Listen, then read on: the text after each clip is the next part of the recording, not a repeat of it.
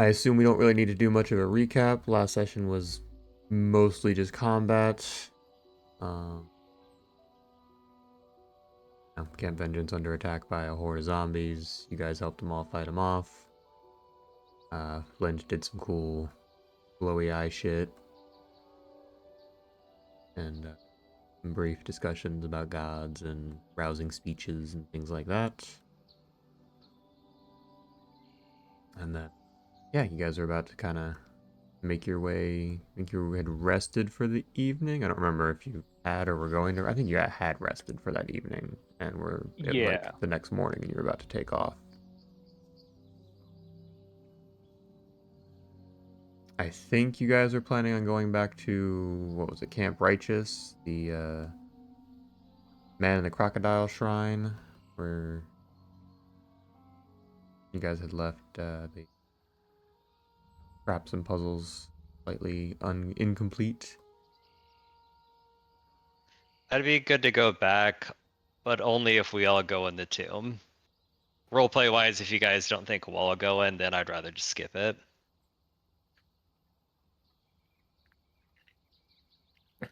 You know I'm going in.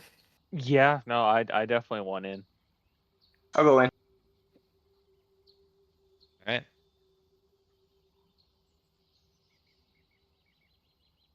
Okie dokie. Well then, picking up where we left off. The next morning at Camp Vengeance. I'll temporarily bring you over to that map.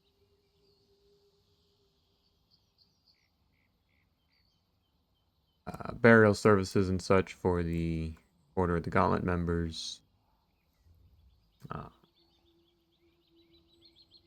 Yeah, you guys have just rested up, and it looks like you're about to head off. Unfortunately, again, with Stanley, the Stegosaurus, monstrous dinosaur that you have with you, traveling by canoe will not be possible. Yeah. Zarak kind of seeing this was already planning something, and before they leave, Zarak is going to approach Commander Breakbones. Okay. He, is out there, is inside his tent, and the guards kind of just give you some nods, and one of them goes in and brings about, and he walks out. Ah, yes, my good man. What can I do for you? I thought you were already leaving. Uh, we were, but I have just one last business here. You see, on our journey to rescue the patrol that went lost, we came across this lone dinosaur. He lost his herd and he has been traveling with us. And, well, I'm sure you saw him assisting in the undead attack.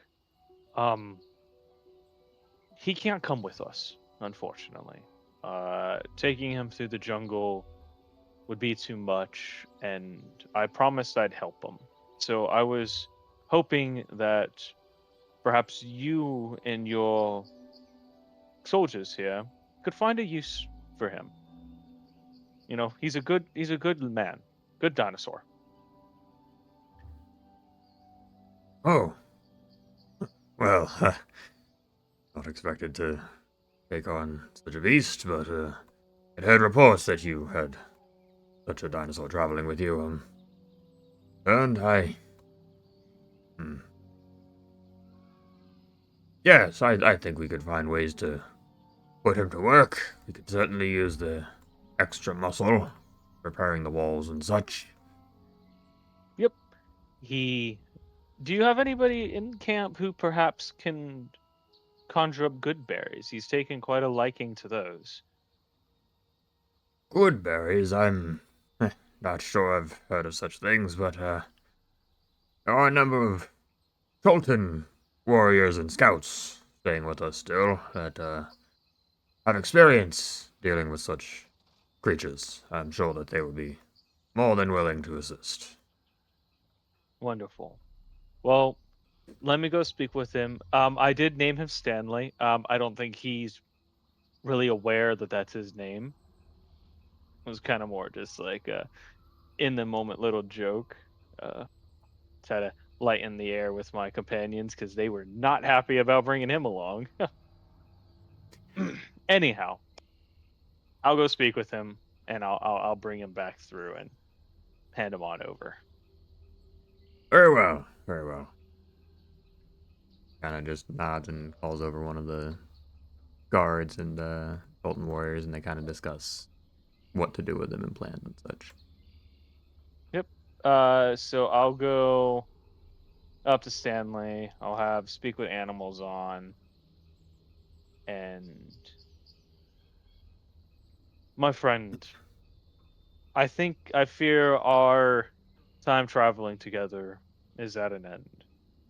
Uh, our journey will take us over the water on the river, and you are much too large for our boats. But the Commander Breakbones, has agreed to bring you on, and you can find a purpose here. Find a new herd. They could certainly use a strong individual like yourself. He again, eyes kind of blink out of sync, and the head kind of cocks to the side. You don't want me. Oh, okay. No, no, no, no, no. It's not that I don't want you. It's just it's not practical. You see, it wouldn't be what's best for you.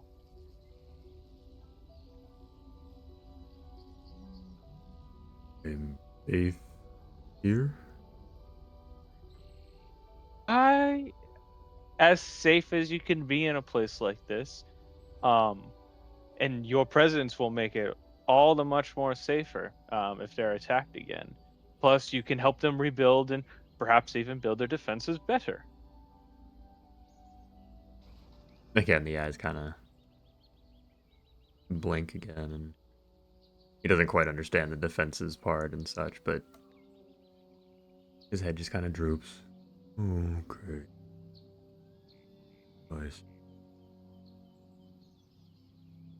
I'm sorry, my friend. I really am. And I'll I'll like pet and hug his colossal neck.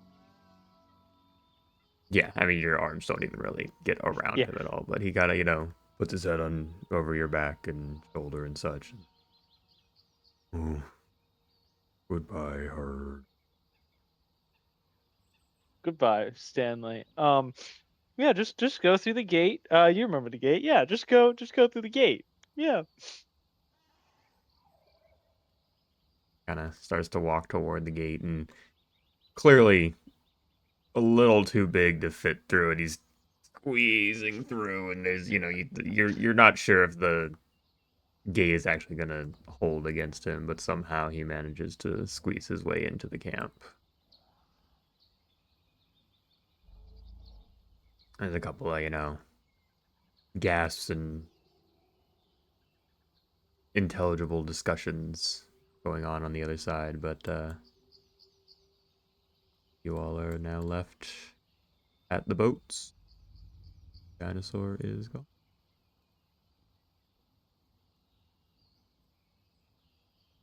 Zarek's just kind of standing there, composing himself.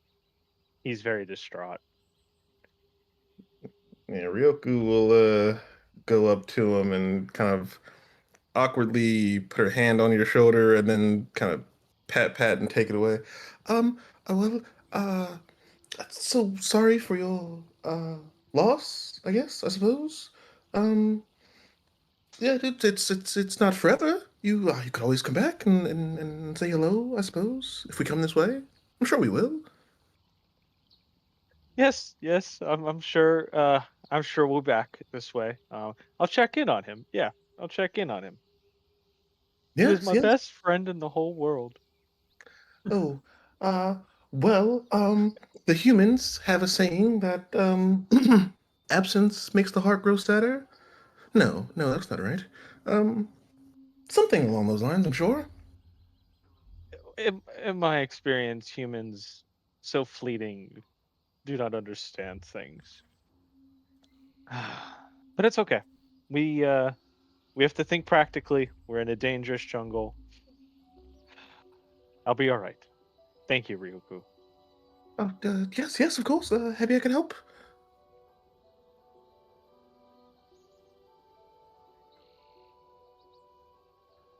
Flint kind of looks eye rolly in Imlek's direction and whispers, "Druids." So I somewhat understand.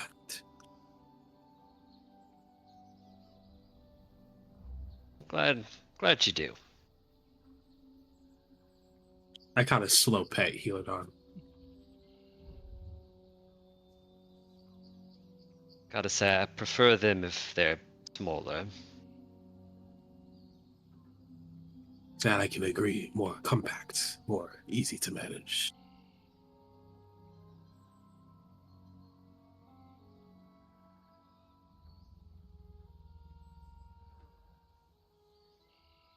Okay. Unless there's anything else you guys wanted to say or do, you all kind of start to climb into the boats and make your way to the back northward. Let me back over to that. Bug spray. Very good, very good.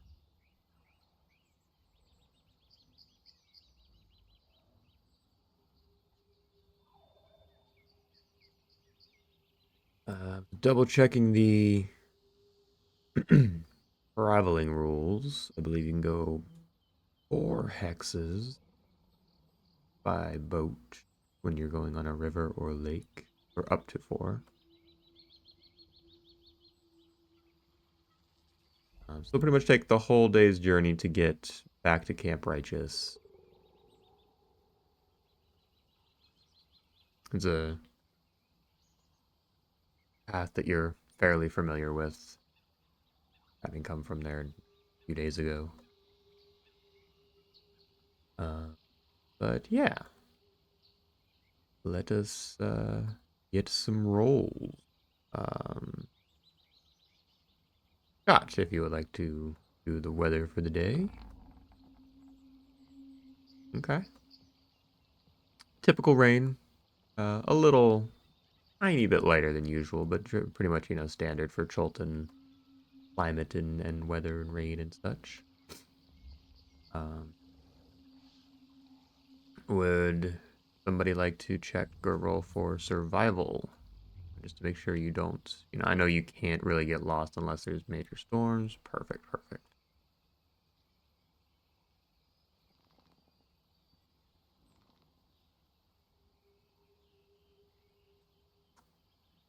All right, so you guys kind of just trek along up that way. Rhine.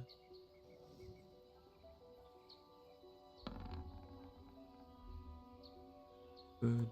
And pretty much takes the whole day. It is definitely pretty much nightfall when you reach Camp Righteous. And I'll switch you to yet another map.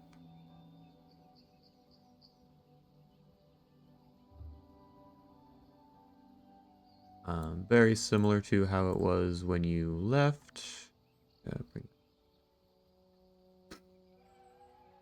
Pretty much you come upon the abandoned riverside camp that's still kind of strewn with wreckage, moldy tents and that are all tattered. The very few permanent structures that were there are clearly burned to the ground. Kind of a ridge to the north-ish of the camp, built into which is a 80-foot tall stone statue, is carved to look like a man with a crocodile on his back.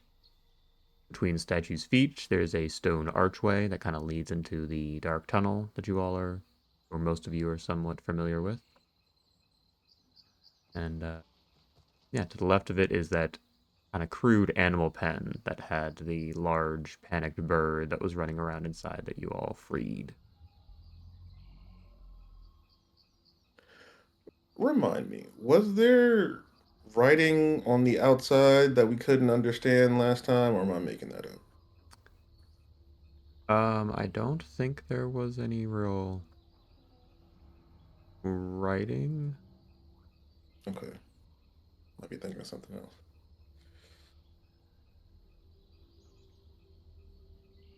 All right, Ryoko, you're the Tomb Raider here. What do you think? Oh, What did we learn last time we went in there? Besides, well, fire is hot, and Flint kind of gently touches his cheek where he does have the scar from the flame. I do believe the first sequence involved stepping on the particular tiles. I believe it was in the main row, it was the third tile, then the second row was the second tile, third row was the fourth tile. I believe we also learned that what was it? Yes. The second part of the trial, you have to, it's something to do with weight. You carried me on your shoulders and the blades didn't kill us. Uh, and, well, then we have the last part, but we didn't really get there because, well, we kind of died, potentially, almost. But within his light was a close call, but we made it back. I think I don't know if we carried one of us carried the other out on the way back, something like that. Yes, for that section, carrying is the preferred option, unless I suppose if you could jump really far, but that hasn't been tested, so I don't know.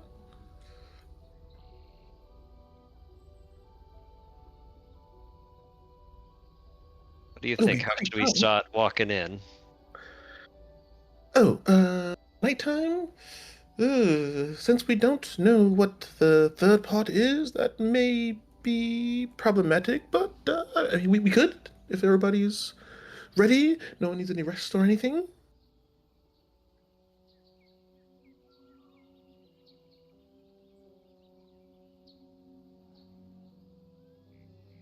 So let's go in then.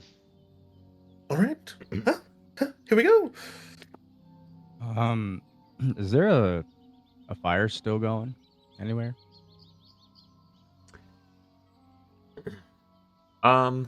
No, there are no fires here. It's been a couple of days, lots of rain and few thunderstorms and such as well, like heavy storms. There are no fires going. All right, I am going to bring a torch. Okay, very good.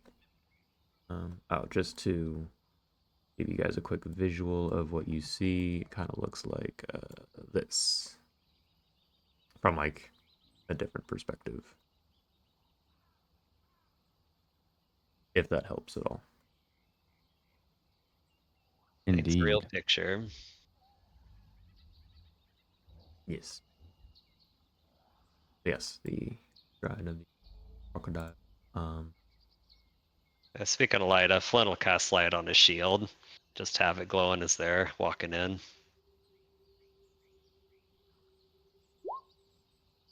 okay, very good, very good. You got a torch and a glowing shield. Yeah, you all start to make your way toward the stairs. Your guides kind of stay back a bit. Um, I think it was Eku that told you the tale of the man and the crocodile last time. Correct.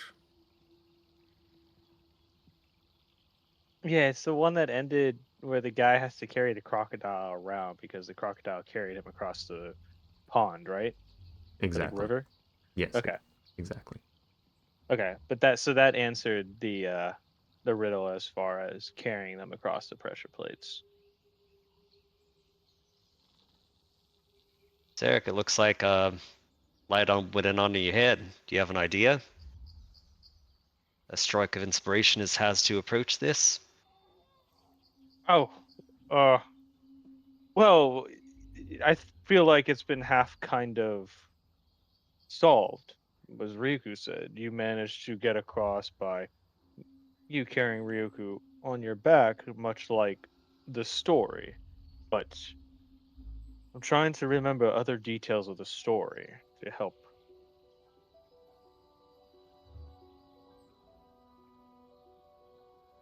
understand it better. Perhaps how to get over the other traps.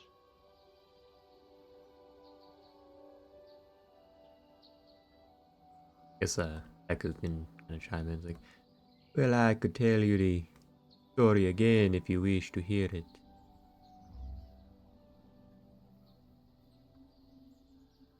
I would very much like to hear it again. Well, in the early days of the world, man stood by the banks of the river, frightened. Crocodile raised his head from the water and asked, "What troubles you, cousin man?" Man said, "I must cross this river, but I fear to enter the water alone, because it teems with your brethren." Crocodile replied, "It's true, you would not be safe, but I will carry you across the river, safely on my back, if you promise to return the favor." Man agreed, and the crocodile bore him safely across the water. When they reached the far bank, man asked, "How can I repay you?" Crocodile replied, "I wish to see the realm of humans, but I fear to go there alone because it teems with your brethren. You must carry me on your back across your realm." Man had been tricked, but a promise is a promise.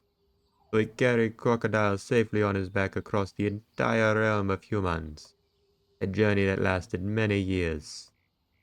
He also swore in his anger that never again would men and Crocodile be friends, and so it has remained to this day. Hmm. Well, definitely needs. I would say you need to be carried all the way through the trial.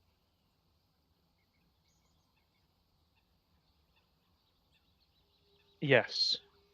Yes. It could be as simple as that. I didn't think get anything else from that story. Although I'm gonna look over at Emelec. They did say man and crocodile would never be friend again. Uh, you're not perhaps related any way, shape, or form to crocodiles, are you?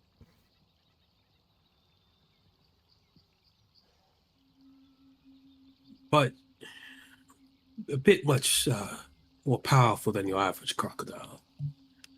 Well, I know, but I'd be worried that perhaps the magic of this temple would see you as, you know, being a lizardkin or dragonkin with the scales and whatnot. Not the same, I'm Not the afraid. same. Okay, so you don't think it'll be a problem? Gotcha. Sorry, didn't mean to make an assumption. If it Um, concerns you, I will not carry you. You can be carried by Flint. what do you say, Flint? Um, I get on your back and we make our way through. Sure, yeah. I think Lathander always was a sport for physical contest, and I'd say this might qualify. So My yes, only concern is that, well, as the story says, eventually the man carried the crocodile instead of the crocodile carrying the man. So I'd be worried that halfway through or on our way back out, we would have to reverse roles. well, fortunately for me, you can turn into a bear. Mm, true. Yes, very true. Well, if that is the case, I might be able to carry Zarek, maybe, possibly. Uh, but and she looks around to the rest of you. Uh, I no, no, no, I no, don't think so. For anyone else, How tall are you? uh, I mean, she's roughly like, we'll say 5'5", 5'7".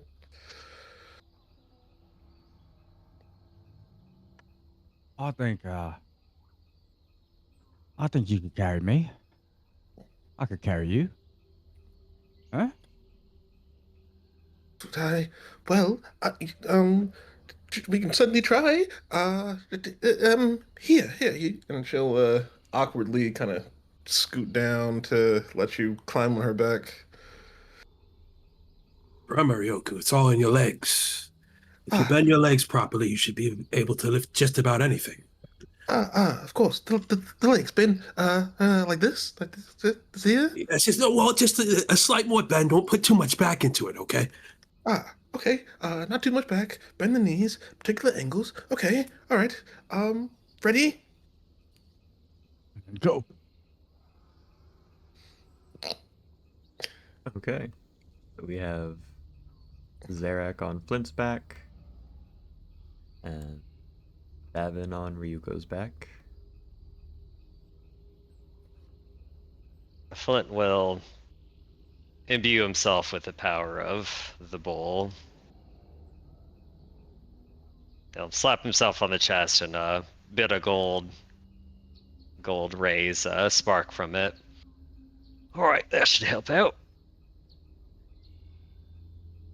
I don't know if you necessarily need magic to carry me, friend. Who's carrying you?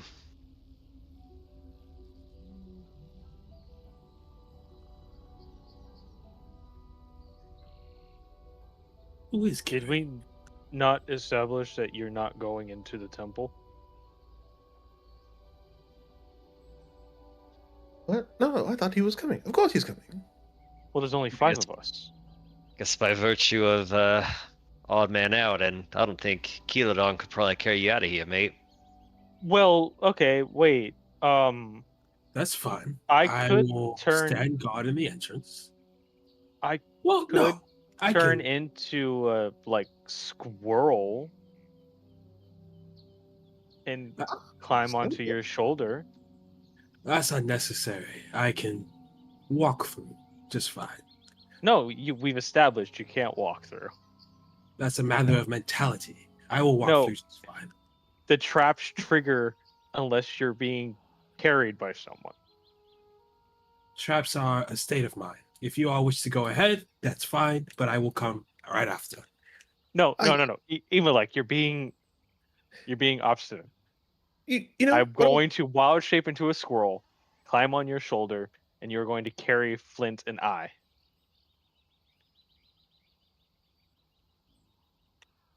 I I can. dare say, Zarek, you might be as stubborn as a dwarf right now.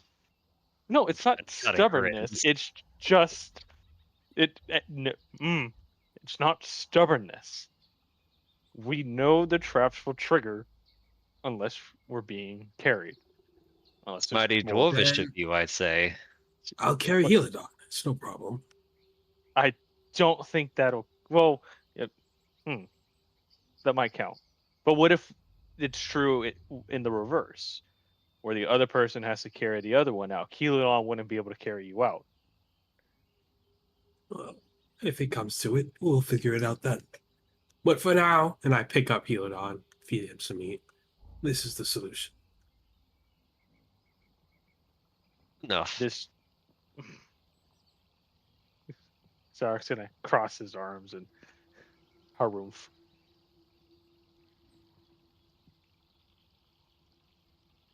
Okay. All right, on the back, Zarek. Let's go.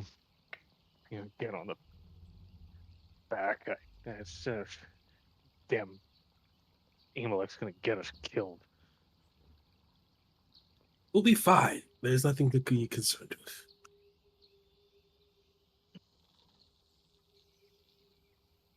Okay. So the first group gets to about the entrance. You do see that the hit trap that you had triggered at the beginning is still triggered. There's about a 20-foot deep pit right there at the entrance, but there is a very narrow ledge kind of around the outside edge that you can traverse across.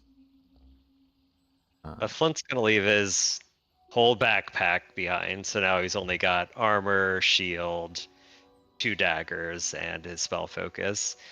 And he'll take a running jump with Zarek on his back and leap the distance. Oh, you're gonna jump it. Okay. Um, yeah, I'd say give me an athletics check since you're jumping across, and it'll be at disadvantage because you do have Flint on your back, or not Flint, Therak. But I guess advantage cancels that out from your enhanced ability, so straight roll. Even roll. Hell yeah. Perfect. Easy enough. Oof. Two of you leap across. No problem. As he's getting ready to go, real quick, be like, for this part, I think, they're gone. Well, they made it. Excellent. Yes, for this part, I think we can just, go across the sides by ourselves, and then, get back up, once we cross. Yes? Oh, I believe that could happen. Hey, Excellent. if we do make it out of here, could you help me find those bird people? I think they're called Aarakocras. Oh, bird people, yes, of course, sure. Why not? Do you know they are?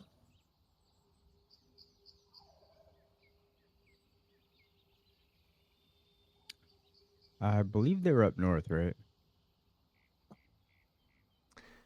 I don't think you had a specific location. You had a name of their home, I guess you could say, but not exactly where it was.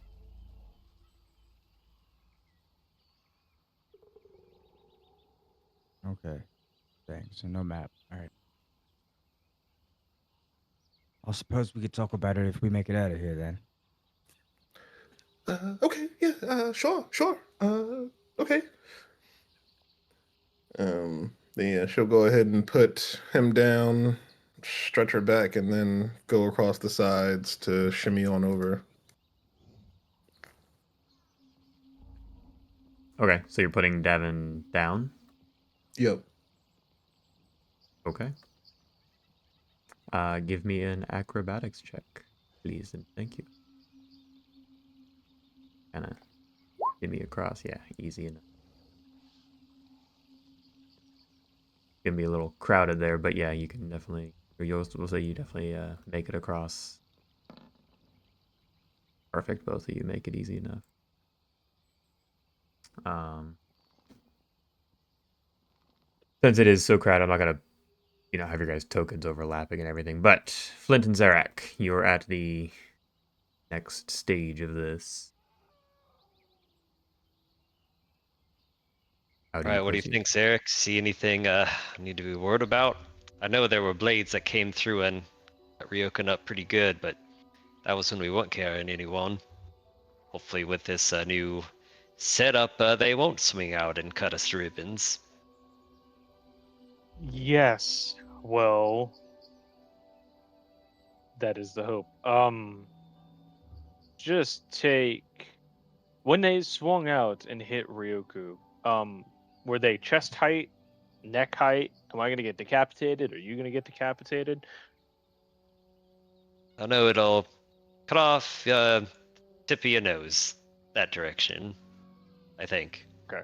Then let's just take very slow steps forward, and if you hear a click of a pressure plate, just stop dead in your tracks, and I'll lean back because I assume they're gonna open up in front of us. All right. And he's already kind of leaning back a little. Hang on to your butt. And Ooh, Flint takes a that step forward. Okay. With Zarak on your back, you kind of take a step forward, and nothing happens. Well, you see this, Ryoko? This is the way we should have done it at the start. Wait, wait. How much space is in between the two, like, indent, like, what's the space like in between the two blades, where the two blades would fall? Um, Give me a quick a perception check. You're not really like Perception? you're not physically investigating. Okay, so that's enough. Um, it's like kind of like a 10-foot square section, and there's basically two little uh niches in the walls on either side. Um, Basically four little niches. They're roughly 5-ish feet apart, a little less than. Okay. Um, but we know for a fact the blades drop vertically. They Uh, kind of come like swinging down horizontal, like through each of the niches. Like each one has a blade come swinging through it. okay, so in like this little 5 foot area, we'd be safe. There's nowhere really between them that would be safe. Like I said, it's a little less than 5 feet. Basically just the way the trap works. All blades come swinging, and you would take, potential damage from all of them. Yeah. Okay, I gotcha. But they didn't trigger. And what is in front of us now? A In door? front of you, there is a ledge. It's about 7 feet high, and with you kind of on Flint's shoulders, you can kind of just see over it. Um, Looks like there's a floor that's kind of tiled by a 4x4 pattern of squares. Um, it's like just enough room for, you two to kind of stand on that ledge if you were to try attempt to climb up the 7-foot ledge. Ah, okay.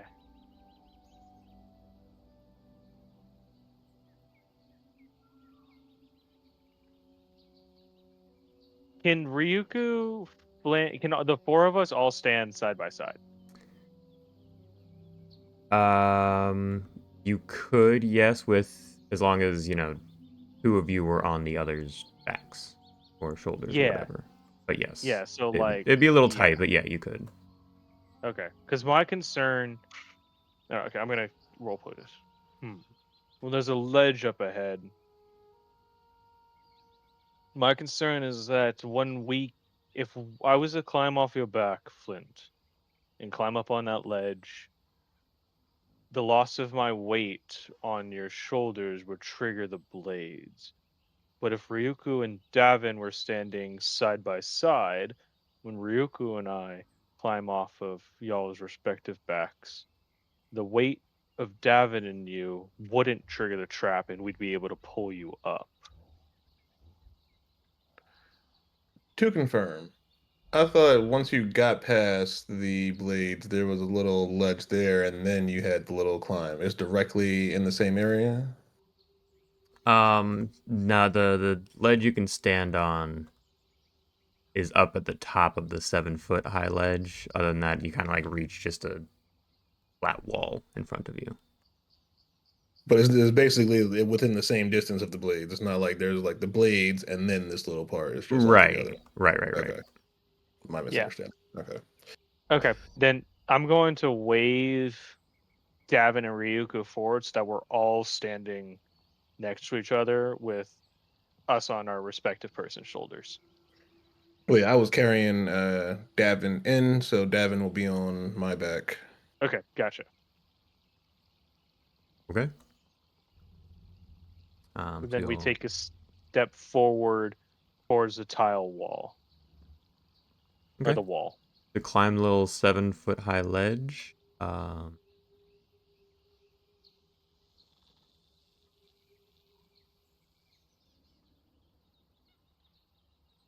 Sorry, just double checking.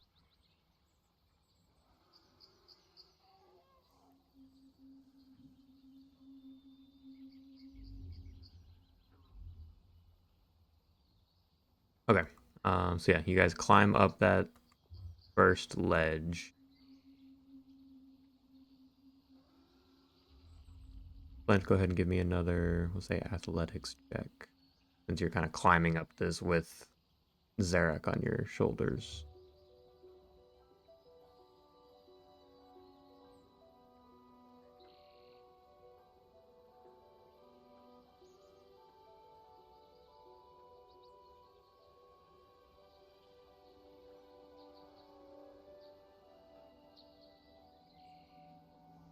Flint? Sorry, I was muted the wrong way. Do I see any crevices or cracks that might make the climb easier? Any footholds, or is it pretty smooth? It's pretty smooth. I want to take my shield and try to jam it into the wall. Interesting. Okay, it is a stone wall, but sure. Give me let's say just another athletics check and give me a really high DC. Okay, can it be an advantage from enhanced ability? Sure. Okay. Um, you do manage to wedge it between. You find just a bit of a crack between some of the stones in the wall, or the blocks, or whatever, and jam it in there well enough to potentially hold your weight, at least to get one of you up there, like one pair. Alright, that should have hit one of us. Well, shit. He realizes that the shield is his light source, so he puts a light on his necklace instead. Okay. That'll do. Alright, deep breath, Flint. And Flint will begin climbing, attempting to use the shield as a handhold foothold just to kind of brace him a little bit better. And I can like grab the top of the ledge, right, and kind of also help brace us and pull us up. Initially, yeah, you can kind of help pull yourselves up, and then Flint kind of does the rest once you guys get up there. But Yeah, that way I'm like putting my weight on the ledge, so not all of it's resting on his shoulder. mm-hmm. Yeah, Okay. you guys managed to climb up with the shield and everything. And yeah, you're standing on this little, small little, not really terrace, little space before the 4x4 tiled pattern.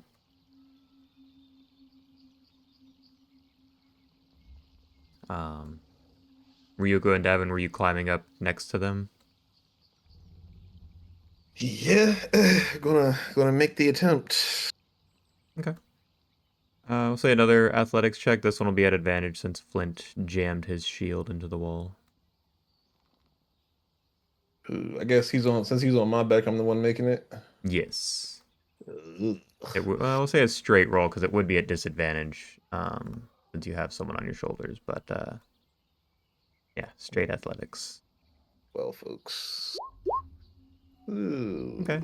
Just enough. You kind of like start to lose your balance a bit, and Davin quickly grabs the ledge and pulls you forward and helps you get up there. It's a little precarious there for a second, but you do manage to climb up the ledge. Whew. Okay. Wow. I didn't think we were gonna make it there for a second. Oh, okay. Well, what's next? We haven't been this far. Oi, son of a Bahamut, you coming up here? Boss.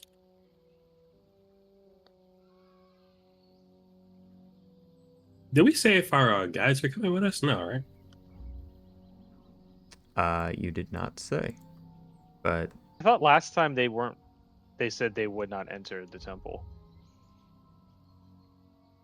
It's last time. That's fair. yeah, I mean, it hasn't been discussed, but it does appear that they're going to pretty much kind of remain by the entrance at least. Maybe not follow you guys all the way in unless specifically asked to.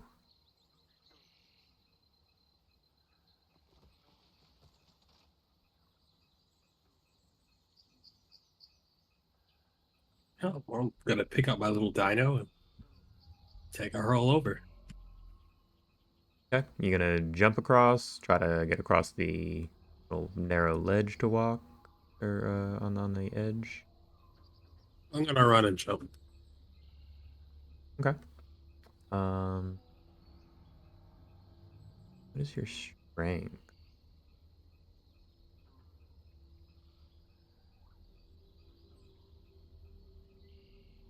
Oh, 18.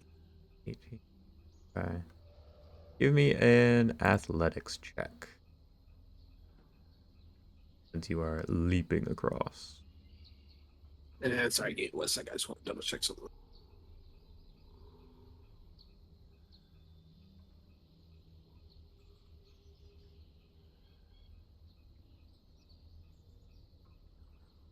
Okay, yeah, have fun.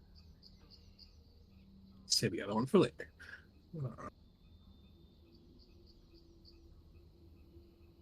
Okay. You and Keeladon do go leaping across and are just before the next set of traps that has been pointed out by Ryuko, Zarek, and Flint.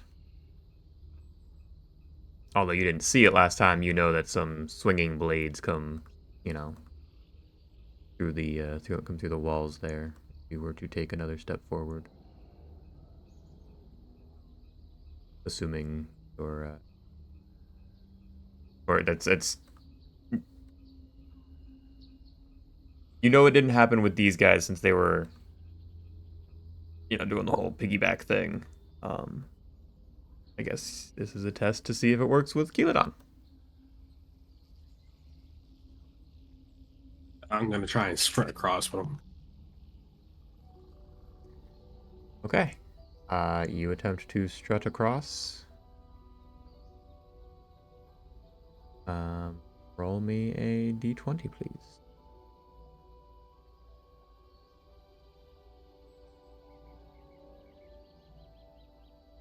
Okay.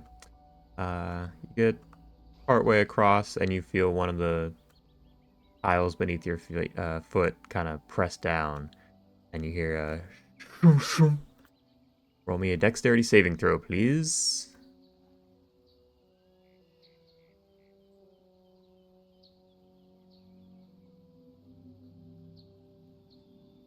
He was a crocodile.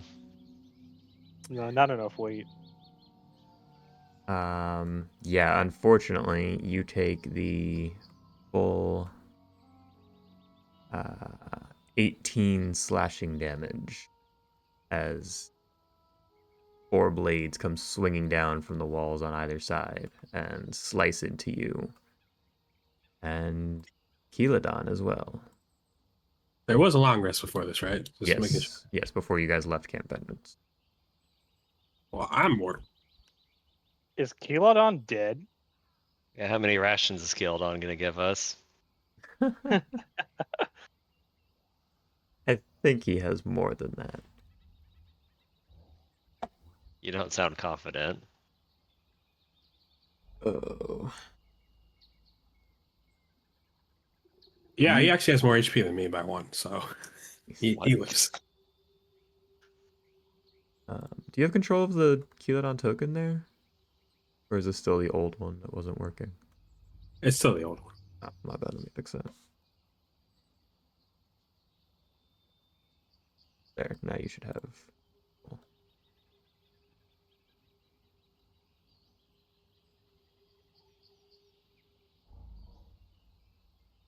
Oh, Emelec, you alright down there? You and your dog alright? It's the flesh wound. I guess, Zarek, you must have been right. He was a crocodile. Or not enough weight? Either way, Emelec, just wait outside. Oh, it's unnecessary. I can make it. No, you're gonna trigger the next trap. And if you can't dodge it again, you look like hell. Just go wait outside.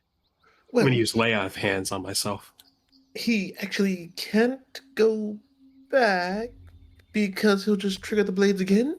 So perhaps we could just go with the initial plan. You can still transform, and then he can jump up here.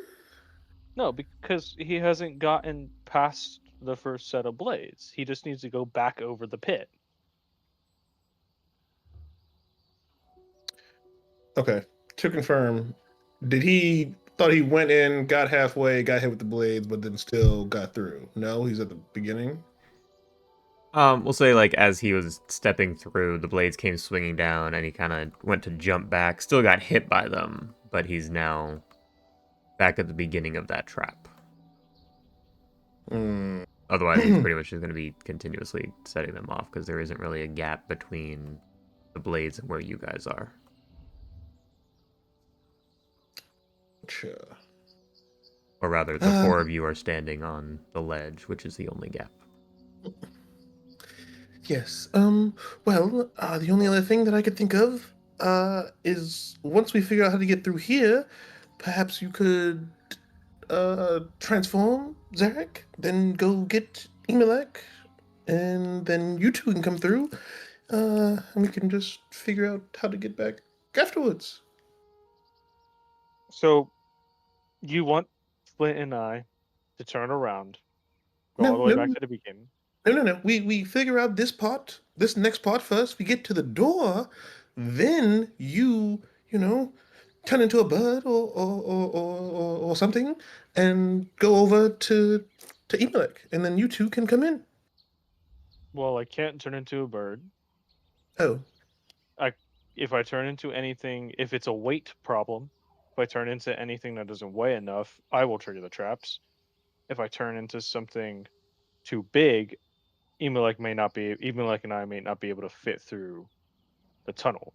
I think it's just to be better if he just waits or convinces one of the guides to come through with him. But he yeah. needs to go back. I can make it. No, you can't. Stop it. How about you all carry on forward and I'll see you at the other side? Anybody else I gonna back me up? He cannot make oh, it alone.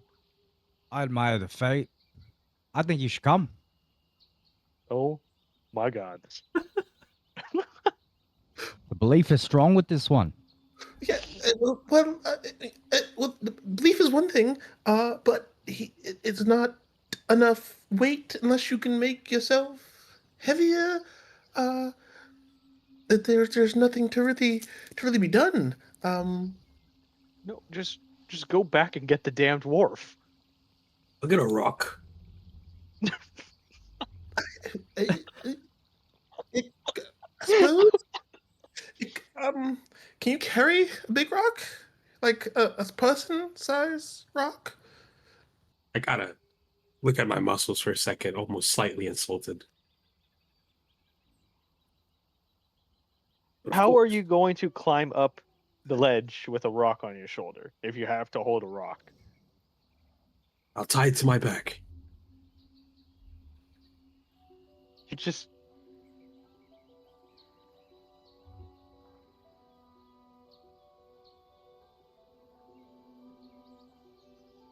Zarak is like composing himself. You know, Zach, I think you're really developing your people skills. Ryoko, take notes. Oh, right now, okay. What? No, I'll no, I'm say, no. just all right. trying to be pragmatic about it. He cannot get across alone. Cannot get across with Kilodon. If he brings a rock with him, the magic of the temple may sense that it's a rock and not let him pass. And we are right back to square one with him. He should just go get the dwarf or just wait outside. Well, there's technically no real. We don't know if it's magic or just mechanics. Just that little bit of correction, but otherwise, I agree. Well, I guess the only way to find out is trial and error, but the error could kill him. True, true. So why not play it safe and he just go gets the fucking dwarf. Kevin, what do we see up on this ledge? Like I said, in front of you at your feet, there's a 4x4 pattern of square tiles. Um, those of you on the shoulders of the others, so it would be Davin and Zarak, you can see a large wooden door that's up on top of another 7-foot ledge. Um, and you can actually see there's a also 4x4 square pattern on the door itself. And it looks like a few of the squares are actually glowing. I'd say from top to bottom. Um, on the first row, it looks like the second square is glowing. The third or second row, again from top to bottom. First row, second square. Second row, fourth square. Third row, second square. Or sorry, that was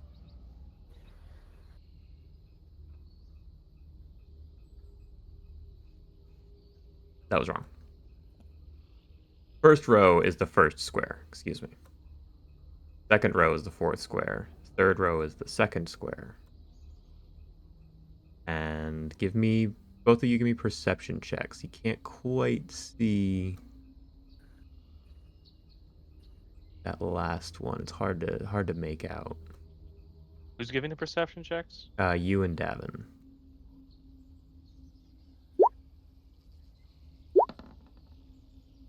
Okay, Zarak, you definitely can make it out. Davin can't quite see the last one, but the last one looks like the final row is the third square. So from top to bottom. Is it because I got the stupid torch? 1-4. So it's 1-4-2-3.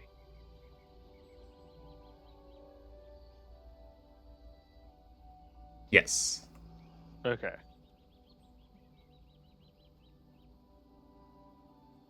So okay. Is each square within like kind of big step? Can you take a big step to get in between the squares, or are we gonna have to like hop onto the squares? I mean, it's like you're in like a 10-foot by 10-foot square floor. Each square, like basically, it's just an even step in front of you for each one. Okay, because my concern is the step between 1 and 4. Yeah, no, you can reach each one just by Okay. stepping to them. Yeah. Okay. Then yeah. Well, this puzzle is just stepping on the corresponding square to not, I guess, trigger the trap mechanism. So first, fourth, second, third. But what? First tile, and he's gonna point down at the floor. Fourth tile, point at the fourth tile. Second, third, step on those tiles. Oh, okay. How do you know that? Well, the They chart seem to be there, illuminated. no, the chart there on the wall corresponds to the tiles on the floor.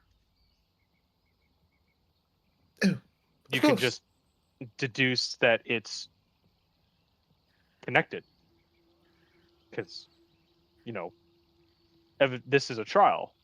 All this is a trial. Flint and Ryuko, give me history checks. See how good your memories are.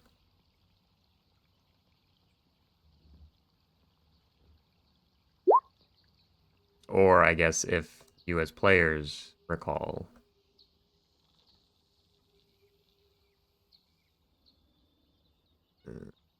Definitely been How a much while. time do I have to review the notes? I will give you 1 minute.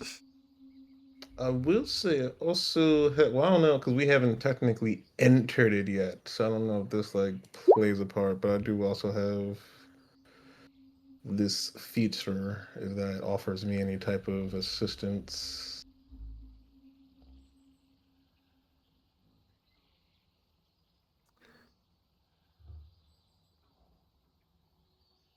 Um, no, I mean, you don't see anything of monetary value in here, but you do recognize that this is clearly, Cholton work. This goes back centuries, if not more. It's very ancient. Familiar with some of the other, archaeological things you've come across in your studies and travels and such. All right, so it was by dumb fucking luck that we got it almost right the first time. We went first row 3, second row 2, third row 4, and fourth row 2, and that's when we blew up.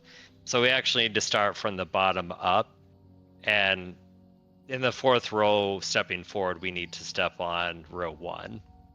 Unless we got it wrong all the way through, and it only triggered when we hit the fourth row. So it's one or the other based on that information. I had that written down. I thought this was something else. Duh, I'm stupid. Crocodile Main Ruin. So y'all are saying it's flipped? Yeah, we went 3, 2, 4, 2, and we blew up on that last 2 when we should have gone 3, 2, 4, 1 based on the tile glowing that you see right now. Oh, there's a tile glowing. Yeah, that's why I said illuminated. On the door that you and Davin can see, you see Oh, the grid. I completely missed that. Yeah, so just to clarify the details here, you guys are standing in front of the 4x4 tiles. In front of you is Yes. another 7-foot ledge that you and Davin can actually see up above, where there's a big wooden door that has the grid on the door itself, and you two noticed glowing squares on that grid And the glowing squares are 1, 4, 2, 3. from top to bottom. Yes. Okay. But what Ian's saying is that it's flipped actually. Yeah, like the bottom row is the first row that we're stepping on. Okay, so we need to do 3, 2, 4, 1. Yeah. Yes. Okay. Unless the other option is it blew up on the How? last one, so it should have been from the first way. But I'd say the way we just said it was most accurate. Yeah, because we One. stayed alive pretty much all the way over until that last one, and it seems to have lined up. But then again, this is all above the board knowledge. No, not necessarily. I mean, because Ryoku, like I said, I had the notes, and I said that Ryoku wrote like the sequence down to remember it. I just completely spaced it. We were in the exact same spot. So that's what Chris. Ah, I'll also okay. say, going forward with scenarios like this, dealing with traps and puzzles and things, have above the board conversations. That's fine. Okay. You're gonna need to, especially later on. So this is a good Okay. trial run. Okay. So then the explosion that happened, would it have harmed everybody on this level? Yes, Flint, in an inspiration of memory seared into his brain and into his face, he remembers. All right, well, I think last time, based on Davin, what you're saying is up there, we went 3, 2, 4, 2, and then we blew up right over there. And this ouch you see on my face was from that event. But I think we almost got it right the first time. We just need to step on row 1 on that fourth row up there, and then I think we won't be incinerated. Or if Okay. we are, it'll at least be a very quick death. That's true. Okay. That's true. So 3, 2, 4, 1. Reverse instead of 1, 4, 2, 3. We will start on 3, 2, 4, 1. That's right, and we're gonna go first because out of anyone, we can probably heal ourselves up best. Safely Unless blow it up. covers the whole area and Ryuku and Davin get incinerated. So,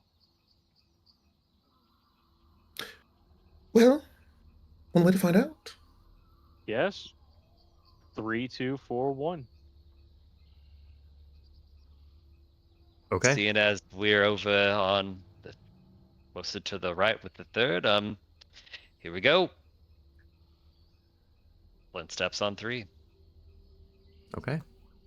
Flint steps forward onto 3 with Zarek on his back. Nothing happens. Step on 2. Nothing happens. Step on 4. Nothing happens. Step Flint on 1. cups his balls and steps on 1. Nothing happens. You are now face to face with the other 7-foot ledge. Ugh. Ha! It's amazing. Flint, do you realize how close we were to just getting this on first try? Well, Yeah, I don't know if I am happy or angry at that, but well, we figured it out. yes, I see your point. That is rather frustrating.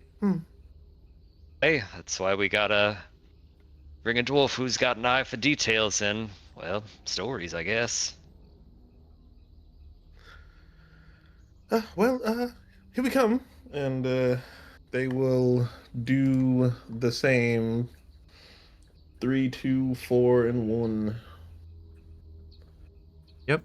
2 of you dabbing on your back. Go across the patterned floor. Nothing happens.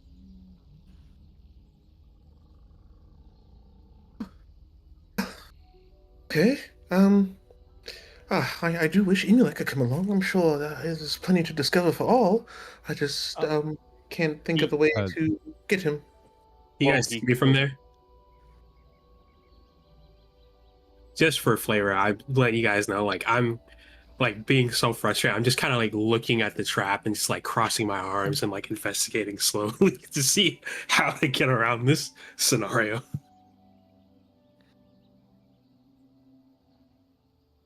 Did that trap ever reset? Which one? The one right in front of Emelec? Yeah, I mean, it came and like swung down a few times, struck him, and then the blades kind of went back into the walls. Okay. I was making sure it wasn't just like out. Like, just walk past it. Like, Oh yeah, no. I got you. So then, I guess the next question is I can see a similar tiled ground. I would assume it's reversed up here then. Yeah, looking at the ledge in front of you, there is just, like I said, another 7-foot high ledge that you'll have to climb up, and then Mhm. it's just a big wooden door that Oh, I had thought there was those. another sit tile ground. No, it's a big wooden door, a big door that has um that grid on it with the faint glowing squares. Gotcha. My bad. I'm a little out of it today. You're good.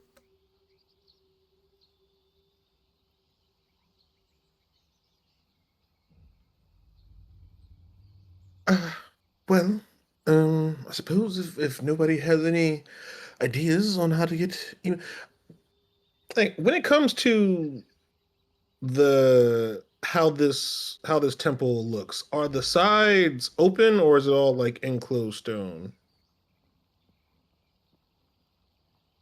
Um, you're in an enclosed space.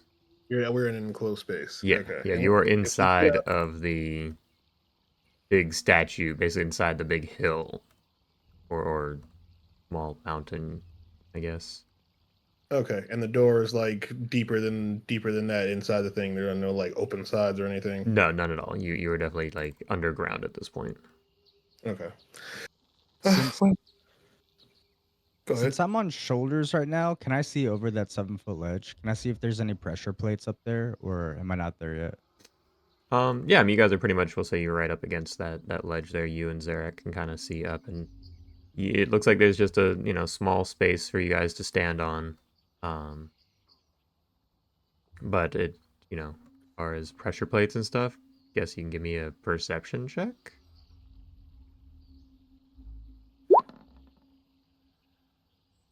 Okay.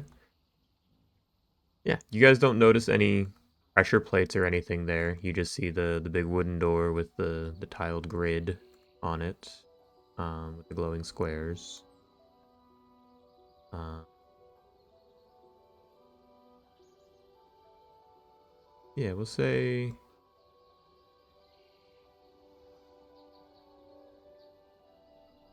both of you with that would technically notice that there is some sort of glowing glyph. It's hard. It's again very faint, but there is a glyph pretty much over the entire door. Um, Zarek specific. Give me a Arcana check. You'd probably recognize it. It's just low DC check here. Easy enough. You do recognize there is a glyph of warding on the door itself. Hmm. The door is warded. I can make out the faint glow of a glyph. I think if we were to open it, it would trigger blasting us. Well, either incinerating us, freezing us, or blasting us backwards. And if it blasts us backwards, it just blasts us down here, triggers this trap, and well, we're dead. Um, I'm trying to Oh, remember about my magic theory. If I like, if we throw something at the glyph, would it trigger it? Um, you don't know. Okay. Uh, well, I have an idea.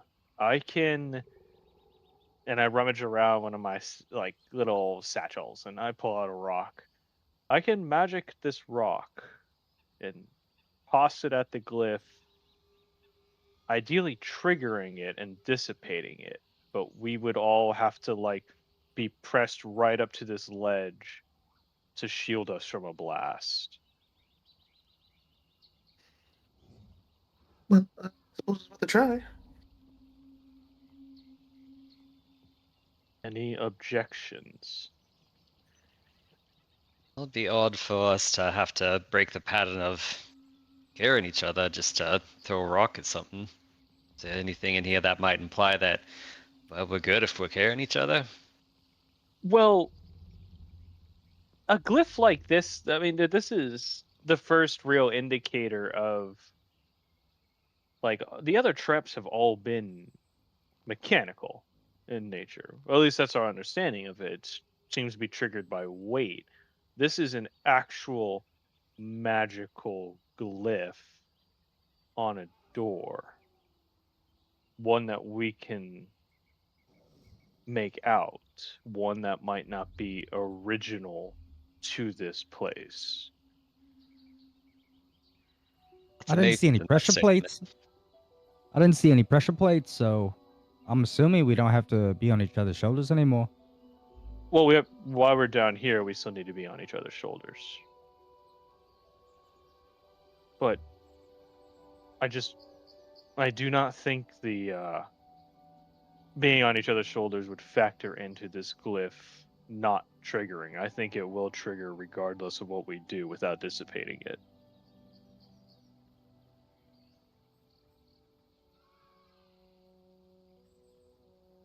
Well, if you insist, I don't know much about magics. I just wield it through with endless power.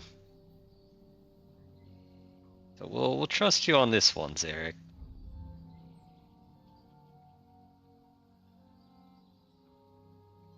Okay. I'm going to pull out a stone, cast magic stone just to make sure it has that extra oomph, and, say, "All right, up against the wall, Davin, duck your head."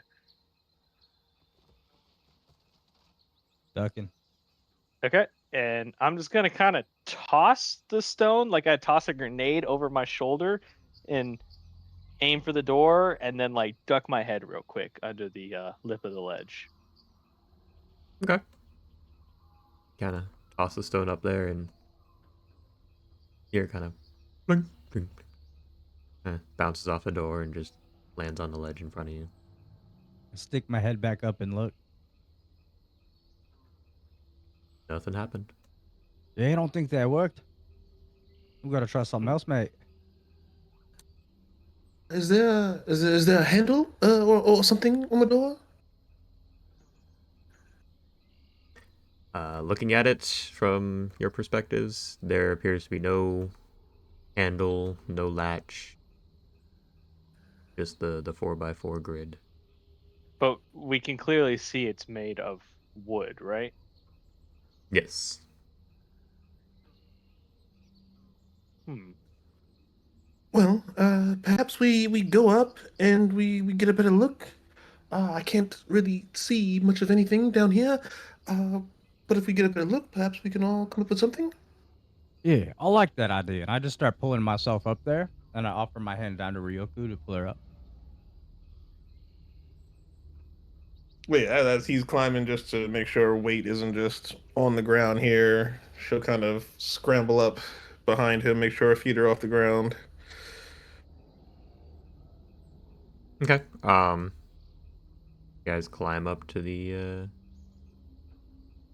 ledge. Uh, when you get up there, are you like again standing side by side, remaining on each other's shoulders? Uh, I think Ryoku will suggest staying on each other's shoulders. Uh, I think we should just stay on each other's backs, just to be on the safe side. You never know. All right. I'll take your word for it this time. I don't have a reason not to trust you. Excellent, excellent. So yeah, he'll be on Ryoku's shoulders. Okay. You're now pretty much standing face to face with the wooden door with glowing squares. All right. Zark's just gonna be like peering over the ledge, just watching them, ready to duck back down if they do anything stupid. Um, since we're up here, I am going to expend a spell slot for detect magic. Um, you'll see her whisper some words, and then one of the fox spirits comes out, kind of crawls up her legs and flows into her eyes, and they start glowing. And then we have the field of vision for that. Do I detect anything else besides the glyph? Um, looking around, there is definitely the glyph on the door. Um, there is also just a very faint hint of magic throughout that kind of like permeates the entire uh shrine, temple, whatever you want to call it. Um, can't really get like a school of magic or anything from it, but this place, there's clearly magical here. It's, you know, some kind of magic that permeates the whole area. Okay. With the glyph of warding, do I get like any sense of what might like? I guess I don't know. Say what might trigger it, or what the effects might be if it is triggered. Any indication of that? Um, link the detect magic spell for me real quick. I don't know if you get quite that specific with it. Yeah, true enough.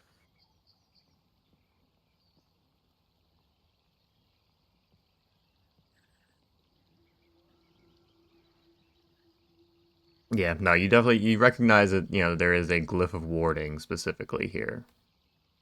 But as far as like the effects or what triggers it, you're not sure. Uh, well, no other magics or anything that I can see besides the glyph. Um, I guess we'll try to open the door. Uh, this may What hurt. Devin, just what What if you have to press the glyphs, not the glyphs, press the symbols on the door in the same order? Because it's the same pattern, right? Same glowing glyphs, right? Yeah, it's the same pattern that you use to walk across the tiles. Hey, what if we have like a password to get in? Well, we can certainly give it a try. Ryoku, with Davin on her back, will move towards the door and I guess touch the tiles together. Yeah. Same order as how we got across, or do we press the glowing ones? Because from top to bottom, it was that. I guess if we were, I guess go with the same pattern as we got in here. 'Cause it's not like it's like because we did reverse it. That's the only thing. From again, from bottom to top is what got you guys across the floor. Okay, from bottom to top got us across the floor. Maybe we try top to bottom. I mean, sure, sure. It's either one or the other. Lock it. If you want, lock it in, Scott. Let's go. I just all right. Let me just and I just reach my arm out a little cautiously, but still like curious, and I start the order reverse from how we got in across the floor. Okay, so you're touching the top row first with the first glyph, and then the second. Yep. Okay. First, fourth, second, third. Yep. Okay. As you all kind of do it in that order, the glyph suddenly glows, and a large thunder wave spell is emanated. Boom! Sorry, Ryoku. I Duck need, my head down immediately. I need con saves from both of you, though. Ryoko, if you fail, you're taking Devin with you because he's on your shoulders. Shiitake mushrooms. Ooh. Good save. Devin, con save. Okay.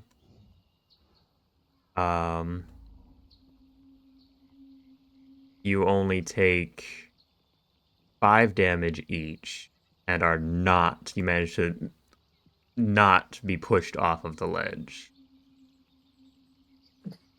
But you feel very fortunate that you were not pushed off of the ledge. Ooh, okay, okay. Ow, and not that way. So we'll do it in the way that we came in. We can't get it wrong twice, right? Right? What? Ah, yes. Okay. Again, she'll walk up and she'll do it in the order that they came in. She'll do the 3, 2, the 4, and then the 1.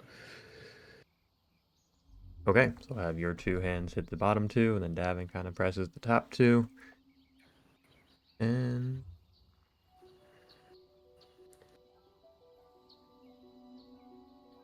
the door opens. In front of you. Alright, go ahead. No, it's all good. That was it. Just a little squeal of excitement. I don't know if you guys can. Let me double check the light.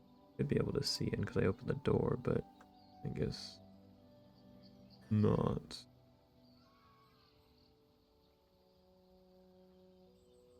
Only if I move forward a little bit. From back Okay. where I was, I couldn't see anything. Here, I'll just put you two. Whoops.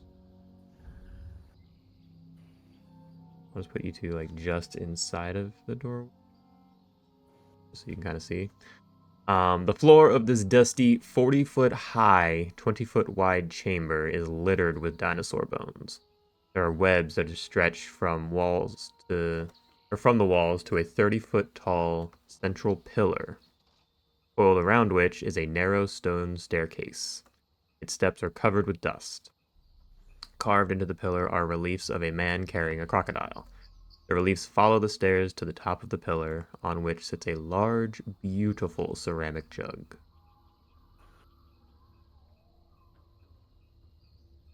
I use my torch to light any webs around me that I can. Yeah, easy enough. You kind of burn away a bunch of the webs and things. Anything magical flare in the effects?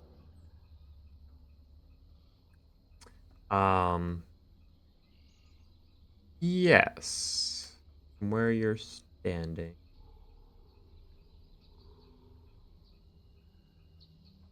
Double checking the range there. Yeah, you do notice that on a number of the steps going up, you can't see all of them, but on a couple from where you're standing, you can see that at least a few of them are glowing.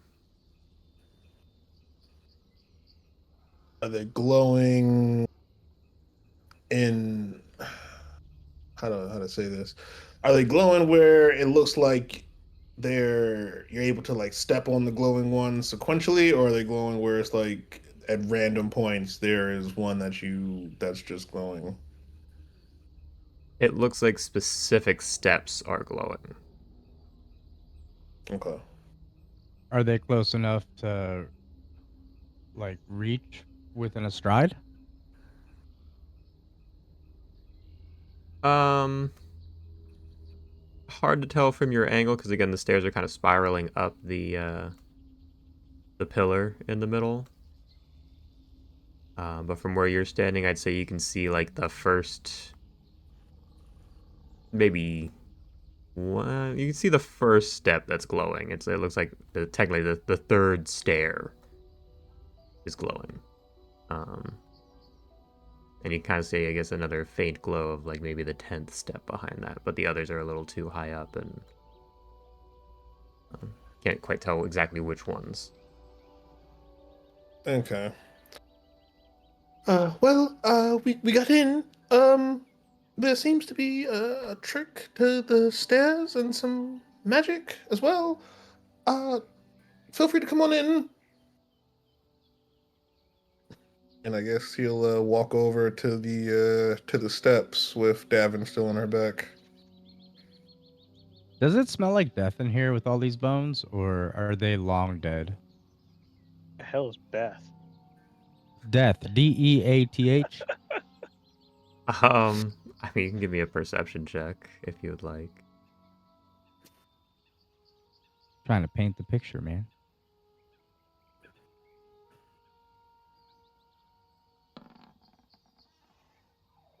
Okay. It's very stale and musty in here, but no, all those bones are very, very, very old. Looks like no one's been in here for a long, long time.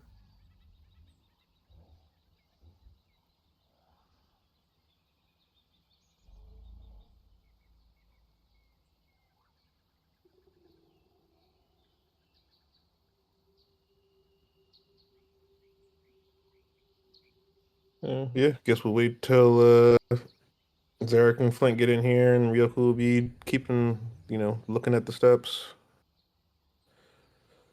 Yes, yes. Zarek and Flint, are you following them in?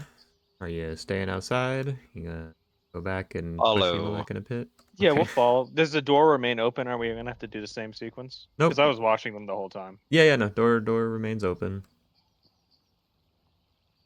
Okay. Follow them in. Understanding right behind them. Emelec, what are you up to? Your friends just kind of opened up a big wooden door and disappeared into it. You can't really see into the room beyond because you're like 14 feet below them at least.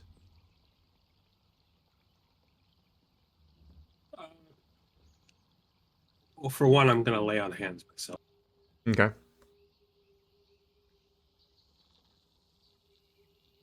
Take some time to heal up a bit. I got you.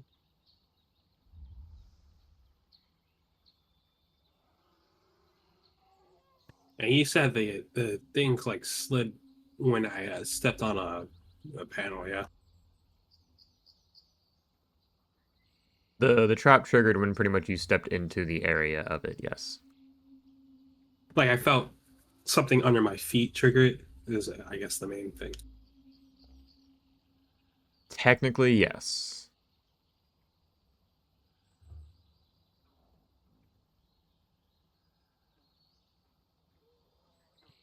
Okay, well, I kind of usher Keelan on to kind of head back across the ledge to the guides. And I'm gonna try to jump across the swinging blade strap. Okay. There is a 7-foot ledge in front of, like, as you kind of make your way across there. But sure, Keeladon kind of looks at you unsure and then just makes his way back to where the guides are.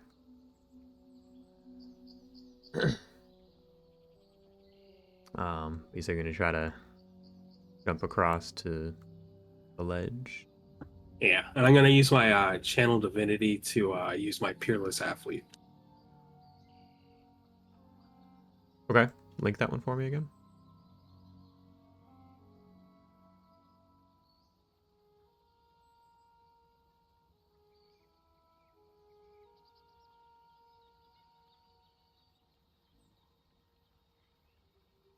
Okay, nice. Um, as you kind of go to leap across the trap area, roll me a d20, please.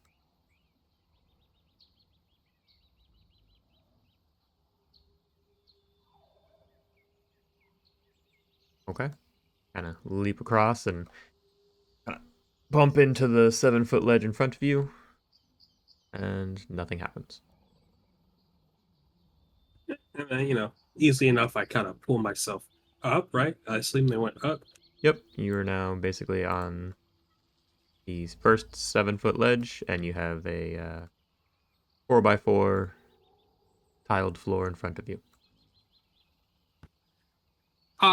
Similar to what I did before. I'm going to this time try to like jump and jump off the wall to get to the other side. Kind of Assassin's Creed stuff. Okay.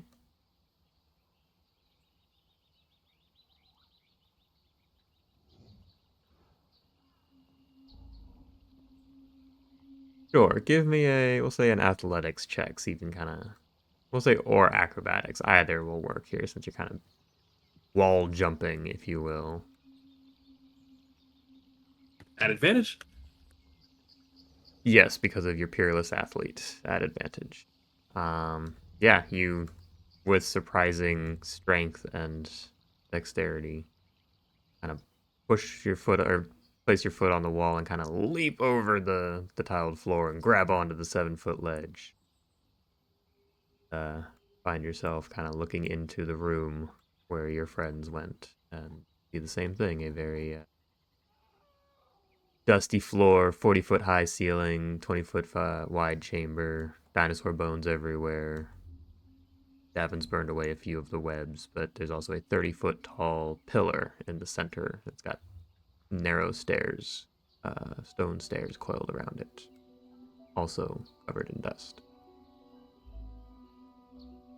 At this point, I am gonna yell across to my friends to be like, "Hello!" Oh, you're still Oh, alive. you made it! Hey, you made it. What? Naturally, there is no challenge that I cannot overcome in Bahamut's light. How? I jumped. I told you, the faith. He did say it was a state of mind. So what's the trick with this room here? Does anyone know? Can someone share with me? We're still figuring that out. Well, it looks like certain steps are glowing.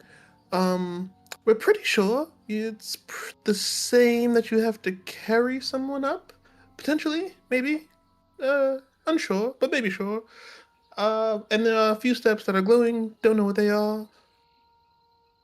So you're caught up. Interesting. Have you tried just jumping? Uh, no, haven't tried that. Would you like me to try just jumping? How do you look again? Like complete shit, right? Oh, I'm healthy as fuck now. I'm back to max.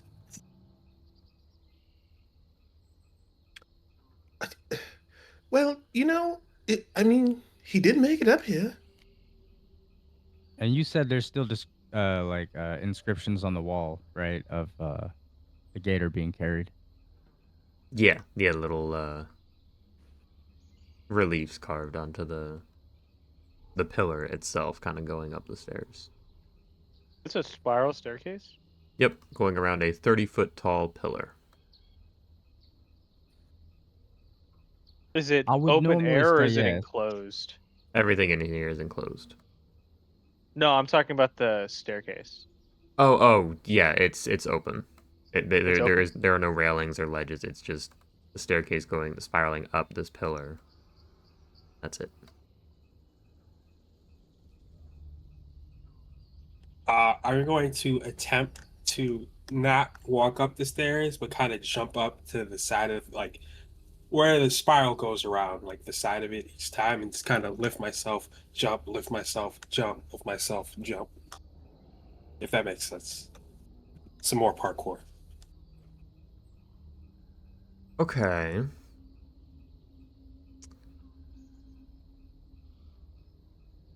Interesting. First, roll me an athletics check again. Still at advantage because of your channeled event.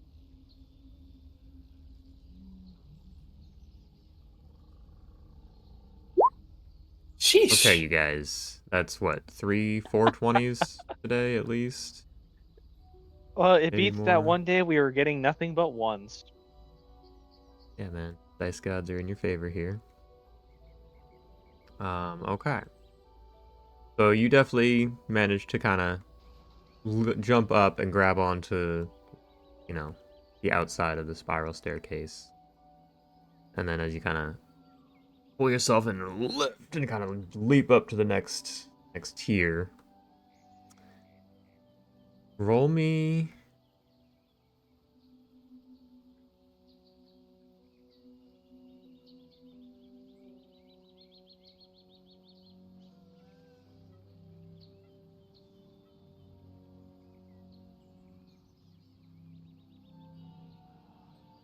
I'm gonna try something.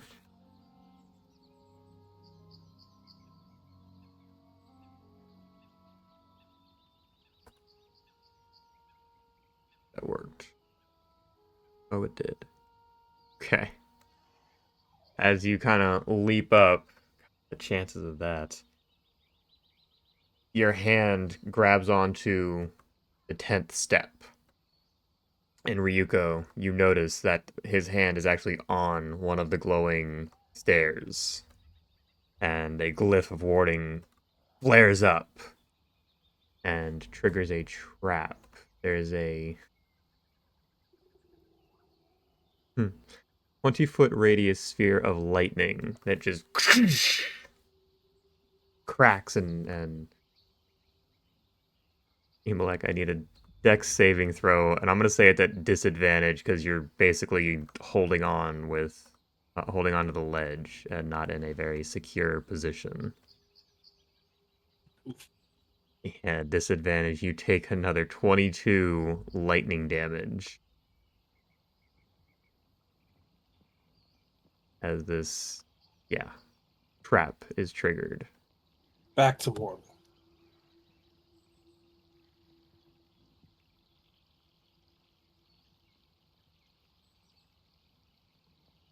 That's a sting.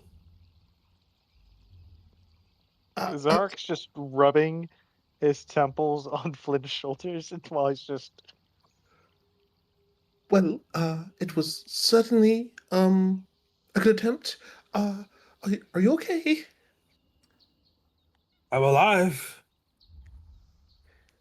Well, What? I said yes, I 20-foot suppose. radius sphere.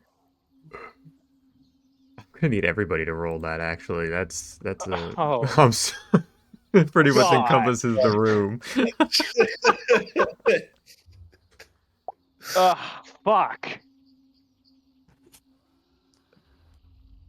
Yeah, and unfortunately, oh god, you have disadvantage on the throw if you guys are on each other's shoulders too. Son of a bitch. How much damage was it again? Oh, you 22. It was whoa! 22. Oh shit. Um, I gotta use it. Do I use I'm down. inspiration? Fuck me. If I use inspiration, can I take that first roll? Uh, yeah, I'll say this time, sure. Oh, thank God. Okay, I'll use inspiration and take that first roll. Okay, Oh, so you take half the damage. You take 11. Um, God. everybody else takes the full 22. Yep, I'm down and out.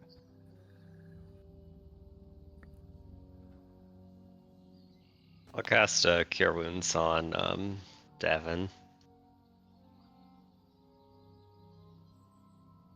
Yeah, I'll say as Davin's kind of falling back off of Ryuko's shoulders, you kind of reach up and catch him and cast your spell and kind of heal him up from near death. Okay. Please don't do that again.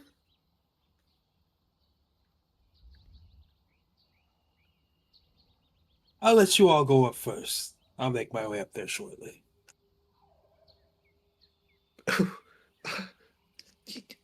Yes. Okay. Jesus Christ. All right. Ryoko's gonna start walking with Davin on her shoulders. If there, I don't think it's been like 10 minutes. So she's gonna actively avoid the glowing steps. Okay. Both of you just roll me acrobatics checks as you're kind of, balancing your way up these stairs. Oh Jesus Christ. Disadvantage. Nope.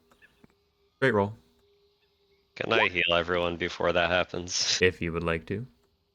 Okay, I'm gonna spend all my spell slots. This is for Zarek. Oh, thank you. This is for me.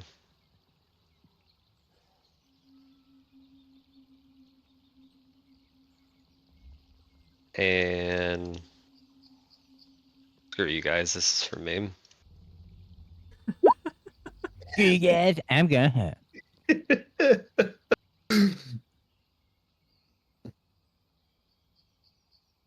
Alright, I'm done.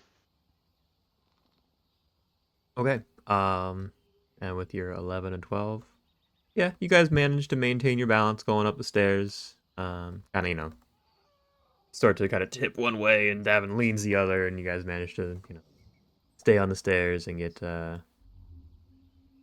up to the top, where you see again this beautiful, rather large ceramic jug,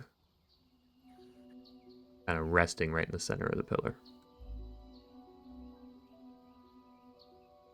Jesus. Anything magic around it? Anything magical about it? Um, like much like the rest of this place, there is that magical aura that kind of just permeates the room and the rest of the shrine area. But Uh, nothing that stands there's out like the stairs. there's a rather large urn up here. Should I grab it?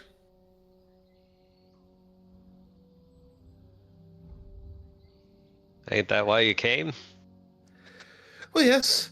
It's just that everything we touch seems to want to kill us. Um, okay. And she'll move forward. Devin, do you want to just grab that for me? Wait, wait. Check for a pressure plate. As I Uh, was reaching out, I heard that, and I pulled my hand back like a wince, and I glanced very hard. yeah, I'll look around. Check for a glyph. Anything in the wall. I just.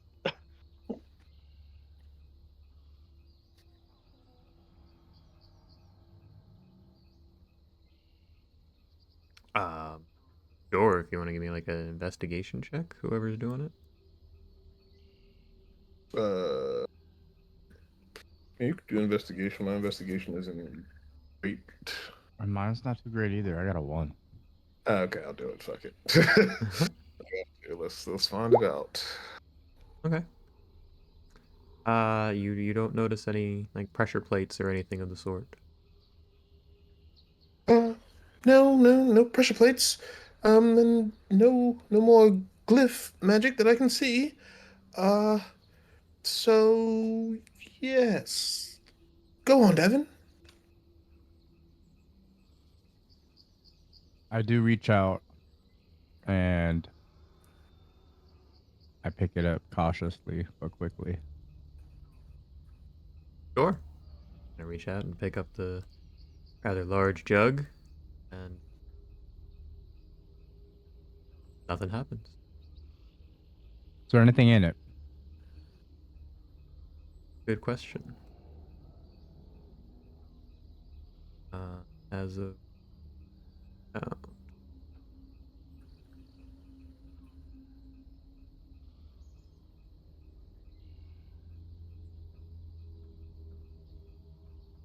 I would if my roll 20 wasn't.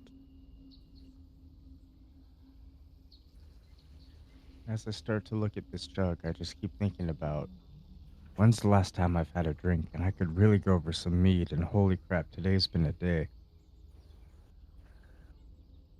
Wishfully hoping there's something to drink in there. Roll me a d10, Dad. Oh, dang.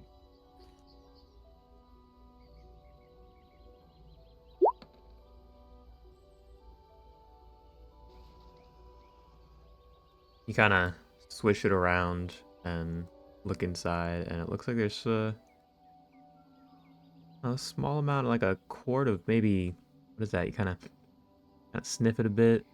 That oil, yeah, some kind of oil in there. I'm tasting it. Is it cooking or is it burning? Uh, it doesn't specify. We'll just say oil. Am I about to die? We'll say it's not gonna kill you. No, we'll say it. Yeah, it's oil.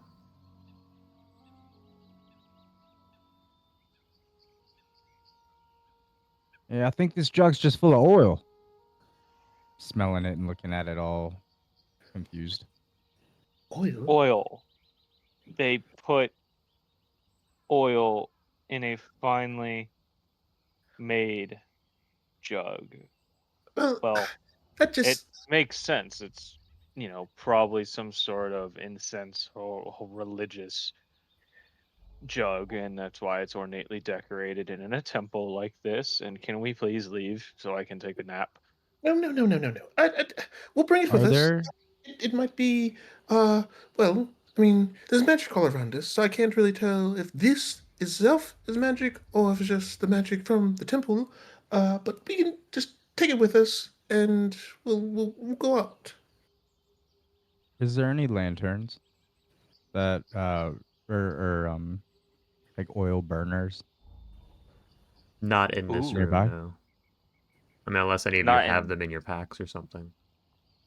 Okay, no. I meant like stationary, like something in the room we were in. No, no, it's a very dark room.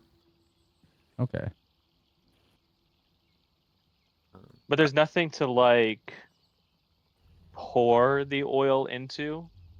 Yeah, that's basically what I was. I mean, if you guys have, water skins or something like that, that could hold them.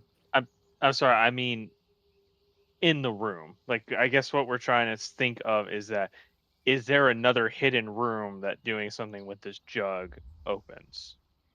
Gotcha. Yeah, looking around, no, it's just dinosaur bones everywhere, the webs. Other than that, it's a very empty room, and the big main centerpiece was apparently this jug that was the big focal point of it all.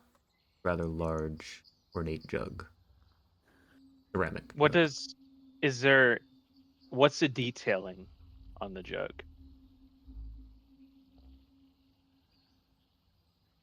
Is it relevant? Um, not terribly relevant. Just say, I Okay. guess, judging from the description or the picture here, um, it's clearly very finely crafted. Some slight geometric shapes painted onto it and such, and it looks like there's multiple little stoppers. One at the top, and then they're kind of like randomly dotted around the outside as well. Yeah. While Devin And has these hand, dinosaurs. Oh, go ahead. sorry. Go ahead. No, I've been doing a lot of talking. You go ahead. No, I was just gonna say once Devin has it in hand, Ryoku will make her way back down the steps again, avoiding the glyphs, and then walk towards the door. Okay. Um, I will say this is a 12-pound jug. It's not like super heavy, but it is kind of large and a little awkward. Unless you kind of like secure it somehow, like like tie it to one of your backs or put it in a pack or something like that. You're gonna make the um acrobatics checks at disadvantage on your way down. Just because again it's kind of awkward balancing this jug on top of your shoulders going down these very very narrow steps. Hmm. Uh, I'm trying to think. Is there anything I have to? I do have a rope. Be kind of awkward to. Or can I put him down? I don't know. I mean rope works if you want to just like have Davin kind of tie it to his back somehow, loop it over or something. 100%. I'm down. Yeah, doesn't have to be like super detailed or specific. Just secure it in a way that kind of makes sense. Okay, yeah. I mean, we'll have the pack there and kind of like tie it around as best we can so that it kind of is secure from top to bottom so it doesn't slip out. Okay, easy enough. Go ahead and give me one more acrobatics check from both of you as you all make your way back down the stairs. Of course, of course, of course. I mean, you two are the most dexterous people in the party. Shouldn't be too as out loud. Fucking course. Covered in oil, we slip and slide, and I guess I just didn't latch it on tight enough, and it spilled a little, and Ryoku slipped in it a bit, and Emelec was the only survivor. The two of you definitely kind of go tumbling down the stairs, fall off when you're still about 20 feet up, and take.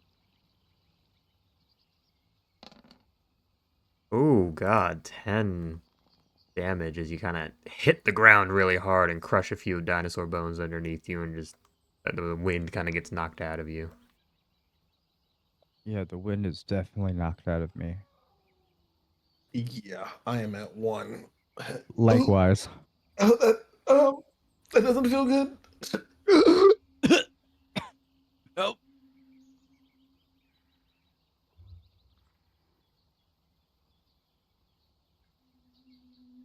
Is the jug okay?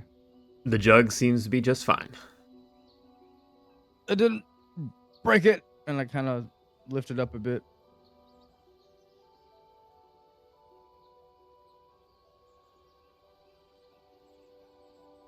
No, can we please get out of here? Yes, I think that'd be preferable.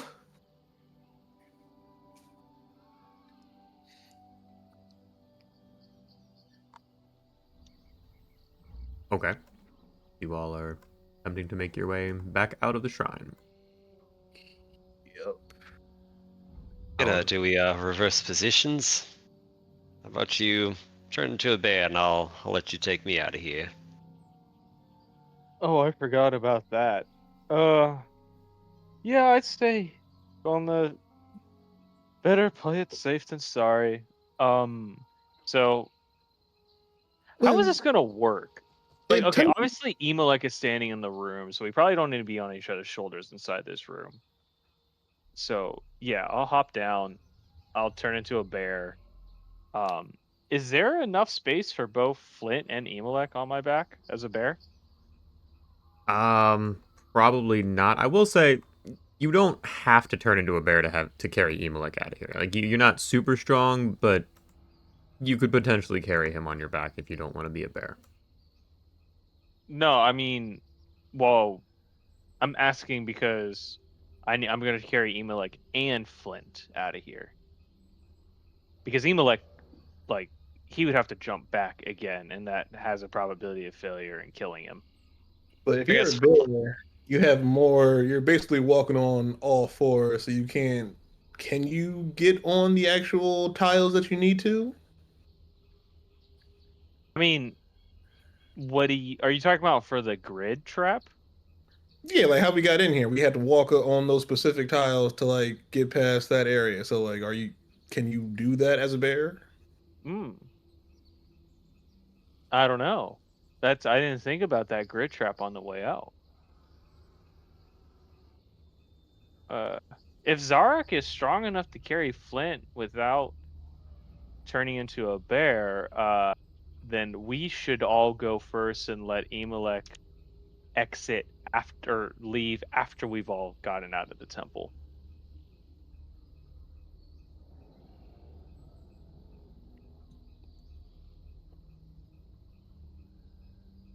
I mean, I suppose that's an option.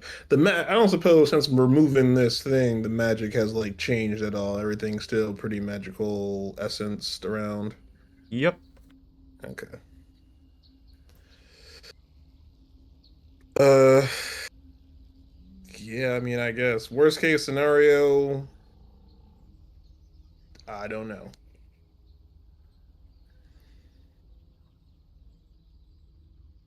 Emelec, you carry me. Zarek turn into a squirrel. We'll go out as a 3, if Well, there's that. Yep, let's do that. you don't Good mind, catch. Emelec. Eh, it's fun.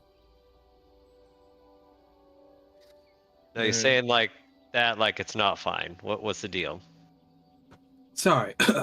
As you see him kind of rub the blood off his lips. Something in my mouth. Say,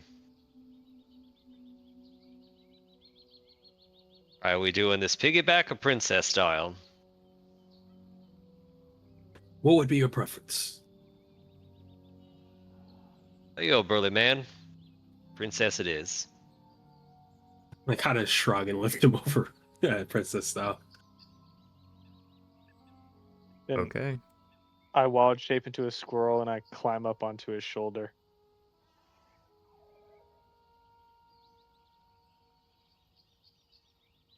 Yeah, I guess if we're swapping places, I'll hop up on Davin's back.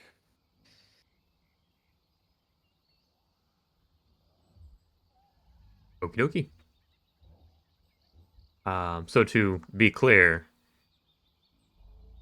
you're on Ryuko is on Davin's back. Flint is being carried by Emelec in his arms, and Zarek's I'll get on his back. okay. You sure? I mean, you want to be carried? You can be carried, man. I'm not, pushing one way or another. Princess, you said princess style. Look, I just want to be treated like a princess, but if this isn't the campaign for that, fine. I'll get on his back. Campaign's whatever you want it to be, man. I'd rather the campaign keep going, so I'll get on his back. Okay. Okay, so you guys kind of start making your way out of the temple. You kind of climb down that first ledge into the tiled floor.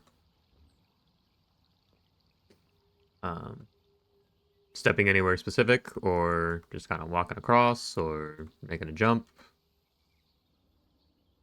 Retracing steps, I'd imagine, but I'm not walking this time. Yeah, I mean, if you tell me what steps to take, I'll take. Yeah, you can definitely guide him.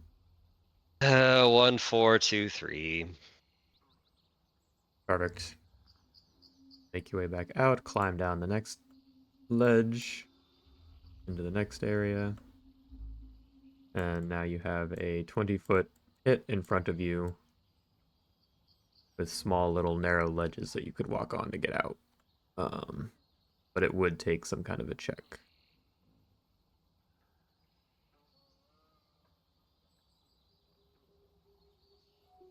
Peerless Think, athlete's gone, yeah. Say again, sorry? Peerless athlete's done, yeah. It's been 10 minutes, I assume. Yeah, but with everything going on and climbing up the pillar, it's been a little over 10 minutes, yeah.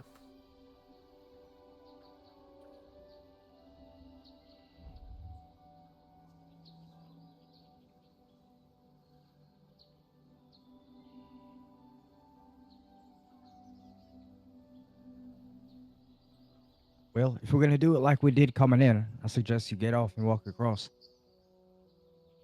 Oh, yes, yeah. Yes, that would probably be preferable. Yeah, Ryoku will hop down and very slowly make her way across. Okay. Give me an acrobatics check, please. I will be following. Perfect. The two of you make it across, no problem. Find your guides outside.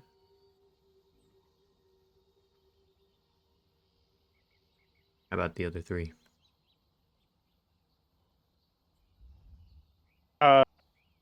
Zark's gonna just jump off of Emil's shoulder and just skitter across the ledge in squirrel form. Okay, and being a squirrel, you don't need to roll anything. It's very easy for Yeah. a squirrel to make it across that.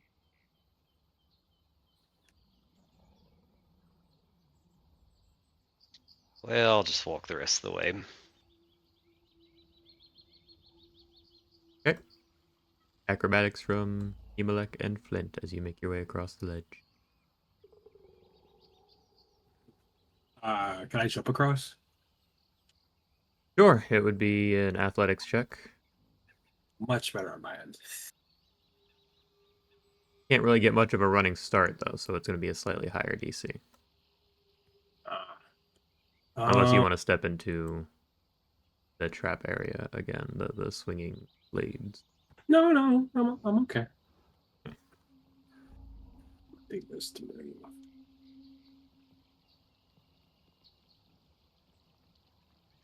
Apparently have this frozen plum, which is a potion of healing. I'm gonna just crack that open real quick. Sure. What's that? 2d4 plus 2? Sounds right.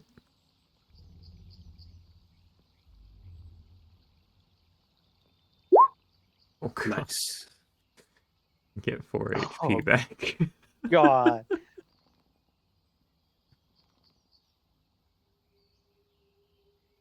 Oh, yeah, I'm gonna jump across. Okie doke. Okay, just enough. Your foot kind of hits the ledge and you start to slip backwards, but catch yourself, and you all exit the shrine of the man and the crocodile. Davin, you are carrying a rather large ceramic jug. Yeah, congratulations, you survived the shrine. Barely in some cases, but you did it. Ayo. Woo! I job. immediately start looking at that urn. Yeah, we can do that when we get back. We'll take a quick, 10-minute break. Yeah, be back here at 35. Sounds good. Woo woo.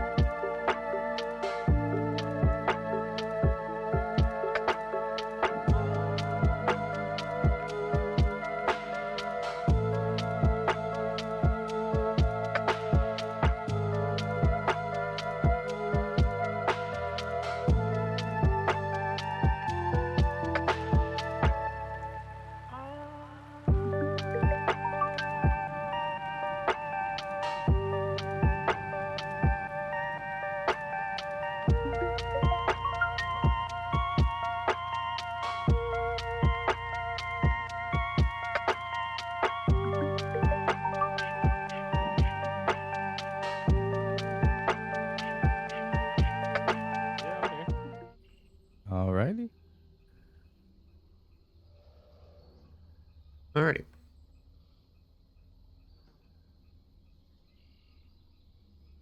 Now that we're all back, all of you have exited the shrine and kind of find yourselves in the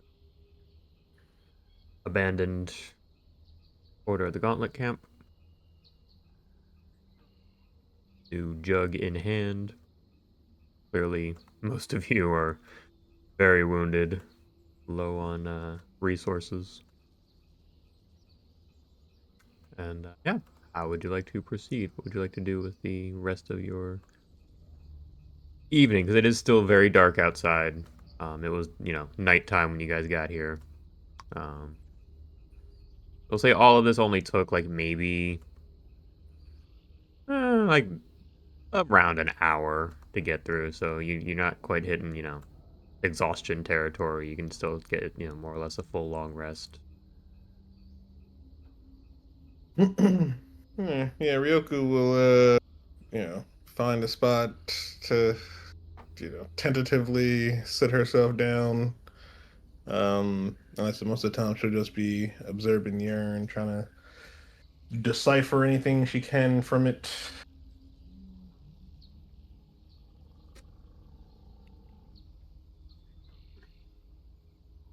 Sure. So Ryuko's gonna spend time looking at the new fancy jug.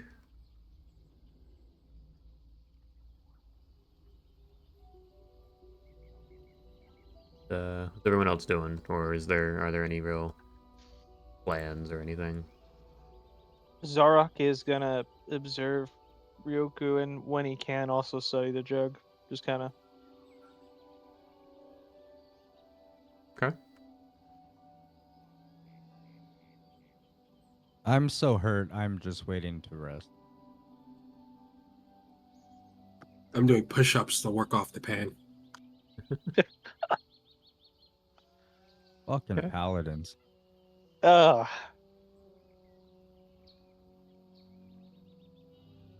Flint, you have any plans for the evening?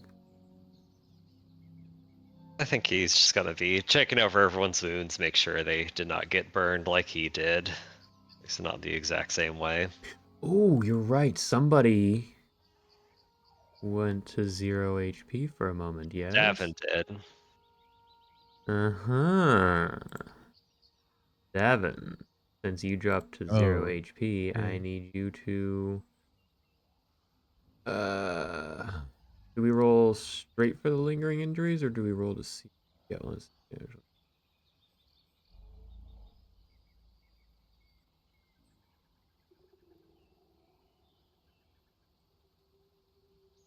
do we roll the d20 for you first, or do you just roll straight on the table, Ian? I don't remember.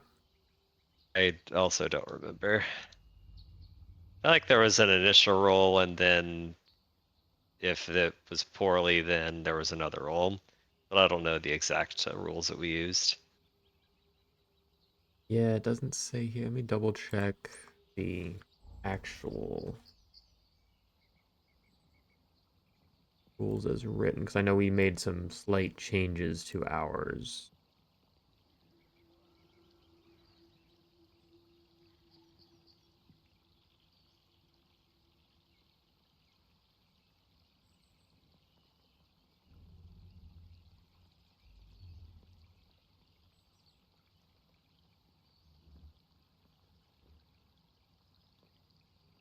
Okay, never mind. I guess we just roll on the table.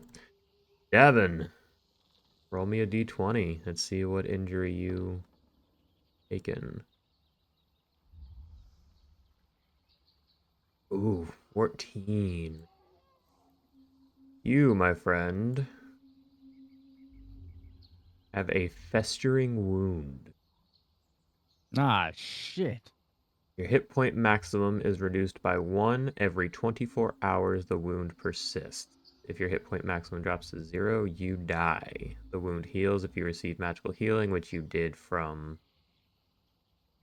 uh, Flint when he, I guess, cast Cure Wounds on you. Alternatively, someone can tend to the wound, make a medicine check. After 10. So yeah, basically you received magical healing. So you had a festering wound.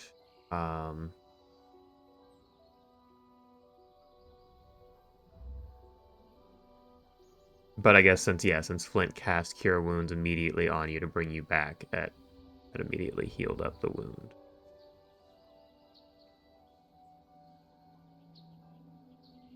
So probably just got like a really bad scar now.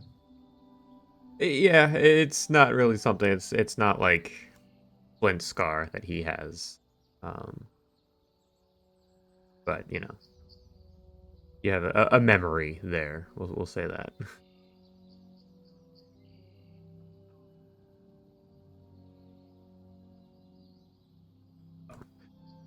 Potentially unfortunate roll, but lucky for you, you have a quick thinking cleric on your team.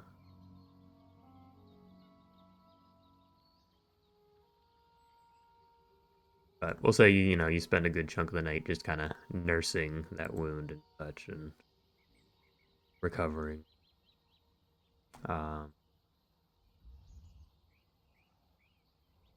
but yeah, Flint, you kind of go around and just kind of you know tear off some cloth and bandage up everybody and make sure that they're not dying. Imalek doing push-ups, such. Yeah, Ryuko and Zarak. Go ahead and roll me Arcana checks, either individually or one of you at advantage, and we'll see what you can determine about this jug. How do you want to do this? I have a 0 in Arcana. What you looking at? I also have a 0 in Arcana. Yeah, just do individually and hope for the best. Okie dokie. Oh shit. Yeah, Ryuko, you have no idea what you're looking at. It's a jug and it's ceramic, and according to Davin, there's oil inside. That's what you know. Um, Zarak, you definitely pick up on the magic of the jug itself. And as you're kind of looking it over and such, suddenly it just kind of clicks in your head, and you realize that it is an alchemy jug. Oh. So you all now have that under your magic item or under treasures. It'll be in your journal. But yes, you all have an alchemy jug. Um, you can basically use an action and name one of the liquids on the table, and it causes the jug to produce said liquid. Um, after which point, obviously, you can kind of uncork it and pour out the liquid up to 2 gallons per minute. It always weighs 12 pounds, regardless of whether it's full or empty or what's inside or how much. Um, you can only do this pretty much once per day. So right now it has oil, but since you didn't technically use it, it was kind of left over. You could produce something else tonight, but you'd be stuck with that until your next long rest, or I guess until dawn, the next day.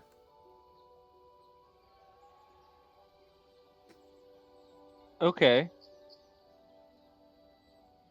Mayonnaise?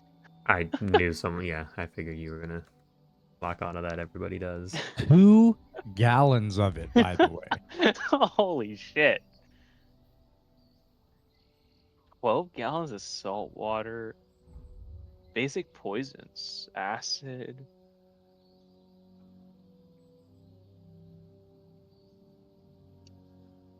Can we transfer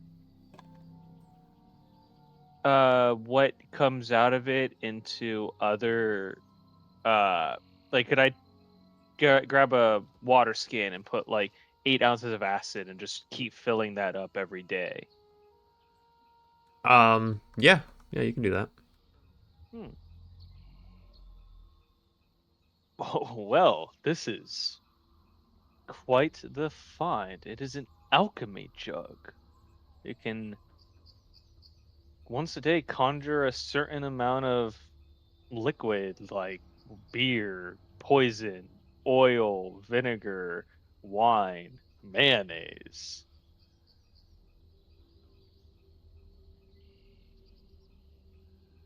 I guess you can open up a tavern once this is all said and done. Uh, Well, see, I knew it had to be something. yeah. Hmm. It's heavy though.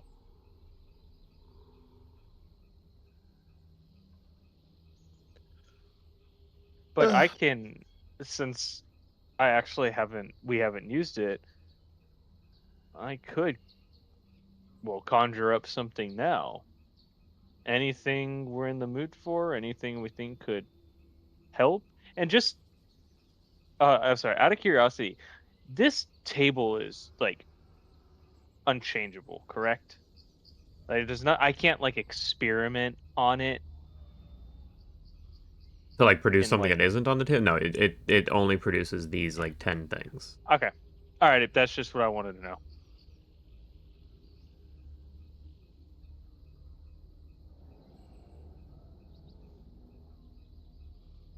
well, I can't think of anything in particular we need, I guess. I mean, maybe water? Maybe? Anyone else?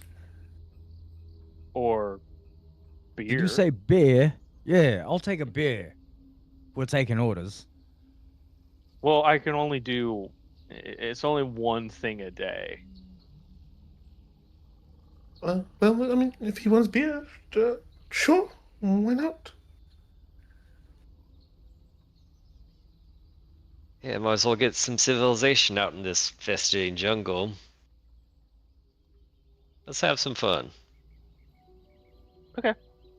Yeah, I'll sit cross-legged, put the jug in front of me, and do I think about beer?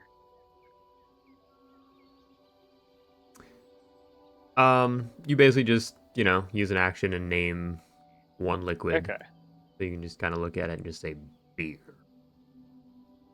Beer. Kind And of I'll like, hold it up to my ear and see what I hear. you don't really hear anything. You kind of slosh it around and it always sounds about the same. But, you kind of, as you kind of lift it up closer to your face, you definitely smells like beer in there. The oil is not there anymore.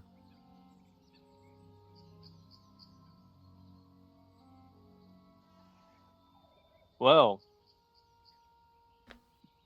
bottoms up, and I'll pass it around and we'll all pour ourselves out a cup of beer or a pint each. How much is, so what? 4 gallons? How many pints is in 4 gallons?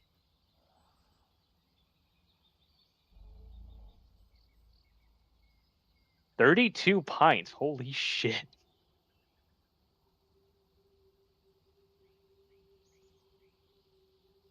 Guys are having a good time at camp tonight. Yeah, really.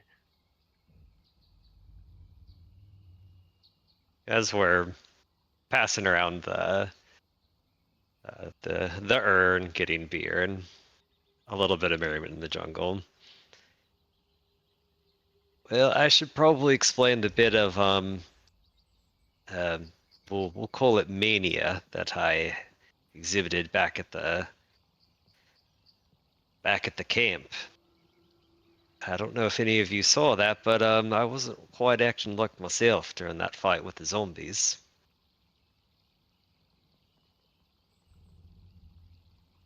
Yes, I did notice that. Uh, what was that? Well, I don't know if I would call it a condition per se. I think for some that might be sacrilege, but there's a group of individuals in this world that they worship deities, mostly gods. The good alignments like Bahamut, Lathander, Helm, Tor, etc. But there are some of us that channel it a bit differently. That well, it's almost as if a certain aspect of the god shines a bit brighter, and yeah, it causes one to well, do that. I don't know if it's called losing control per se, but whatever aspect they are channeling the strongest, it starts to take over and they become that one thing that the god wanted to do. For some, it's the arts, for some, it's research, and for others, it's sometimes a bit more destructive, you could say. And apparently, well, Athena hates undead, and it seems as though it affected how I thought in that fight. I only could think of just destroying those zombies and skeletons in front of us. So I hope it's not too big of an issue, but I after that I don't think there's a guarantee I can hold myself back if we run into zombies out here. I will try my best to stave off those feelings, but you all might have to tie me down before I run into a horde of zombies next time. Is it just zombies? Are there other things? Or is this the first time that it's happened? Second time.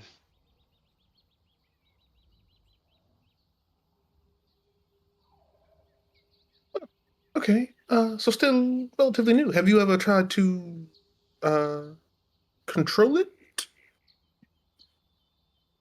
Well, you're looking at it right here. And he points to the pipe in his mouth. Takes the edge off, you could say. Keeps me from itching if there's been undead in the area. Ah, I see. Okay. Well, that's something. But some of the order say we should control it, but then there are others other of the order that say, well, it's the divine coursing through us. Why should we stop it? And this friend of yours, he is like you? But takes a long draught of his pipe, blows out a good amount of smoke afterwards. Yeah, we're both light bringers. That's the name of our group. There's many of us that meet together in order to try to suss out why it happens, but we also use much prayer for help us direct where our power might be best served. And despite being a relative neophyte to the group, they said the gods were sending me out here, and that Aelnar needs my help. That's all I know.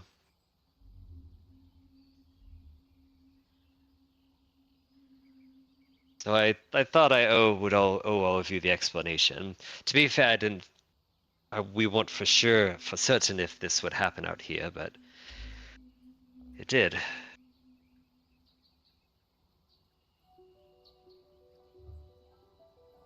But as you saw, it's quite useful in a fight. So I guess if we're gonna be fighting undead out here, guess I'm not the worst person to have around for it. Well, But I mean, just know that if you can't stop me if I run into hundreds of zombies, just walk away. You don't need to follow me into it.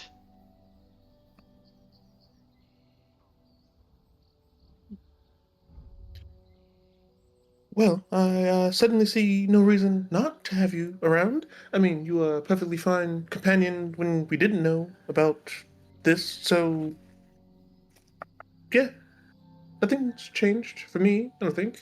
No.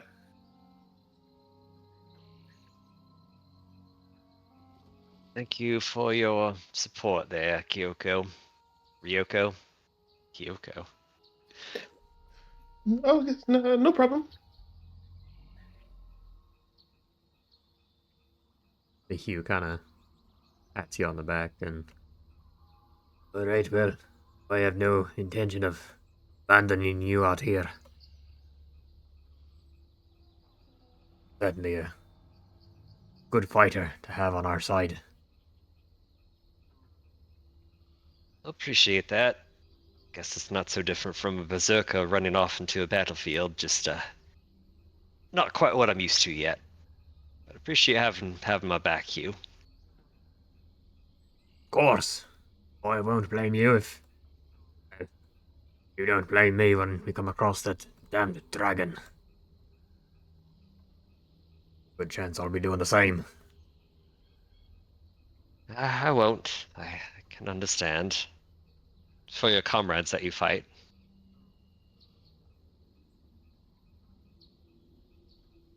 He just kind of nods and gets a slight distant look in his eye as he kind of rubs the nub of his missing arm.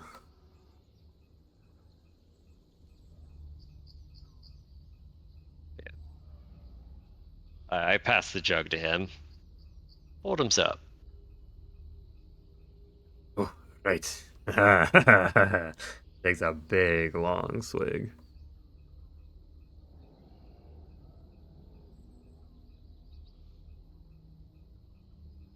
Ooh, are we all gonna share a secret? Is this how you play the game? That's how it worked in the God House, at least. So, sure, if you want to. Ooh, who's next?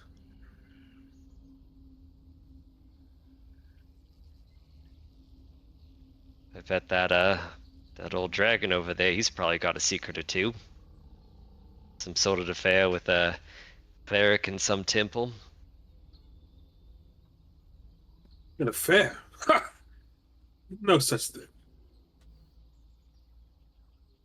Come on, you surely got a secret.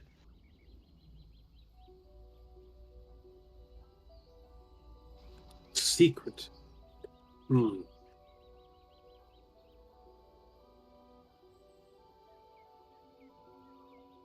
Let's kind of ponder himself over it.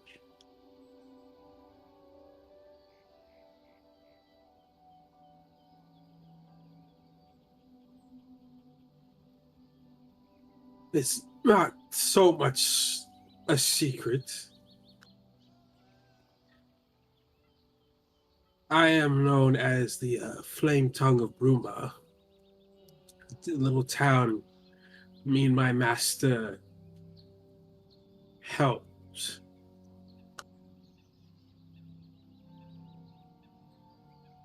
Did you help? We did. We routed those damned goblins. You hesitated. Yes, you're pausing rather strangely here. All made out with it. But out that in.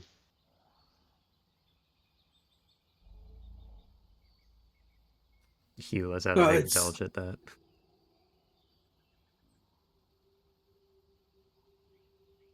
no hesitation. But yes, we routed a group of goblins that were infesting the town. The issue is with the orc. My master was slain. And By an orc? yes, is that odd to you? They're quite Well, formidable creatures. no, it's just you said the issue was with the orcs, and we met you while escorting an orc. No, I said the issue is with the goblins, and they were headed by an orc. Okay. Did he die a good death? He did, yes, he. So Frisch did. Though, unfortunately, the town folks seem to praise me for his victory. Very much so undeserved.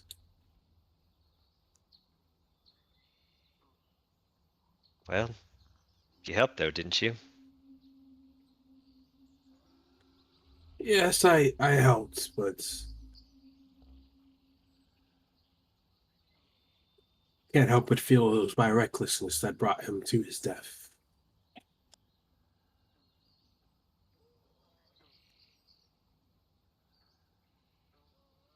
Um, Sorry you feel that way, mate. I, of course, wasn't there to confirm or deny, but are you living a life that he would be proud of? Striving to do that much, at the very least. I have no doubt that he'd be proud of what you've done for that camp, not just the slaying of undead, but the morale afterwards. You're doing all right. And as for taking, if others are giving you credit for what your master might have deserved, well, people need a visible hero. While the dead might deserve it more, I think they just need to know that there's someone out there, still alive, still ready to do what needs to be done. So I wouldn't take it personally. I think that's just the nature of things, the nature of us mortals out here. Yes, yes, you could be sort of his living legacy. Gotta see Ian like take a big chug of the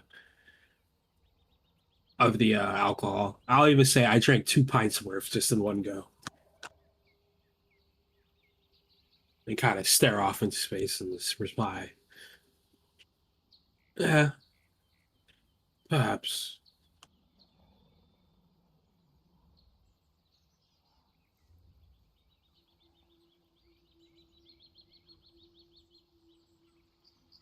Well, it's a burden that you carry, but you carry it well.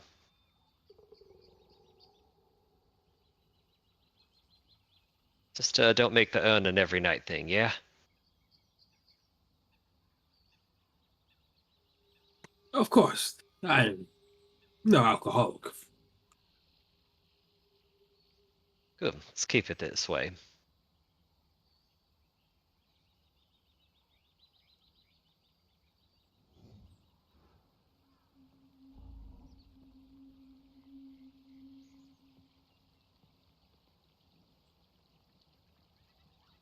Well, who's next? Devin?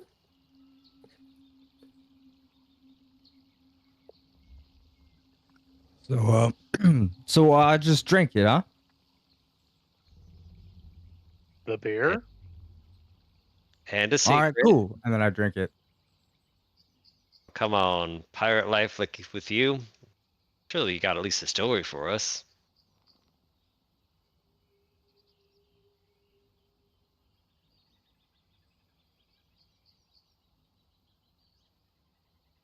Um, well, suppose there's a chance that my old crew might be after me.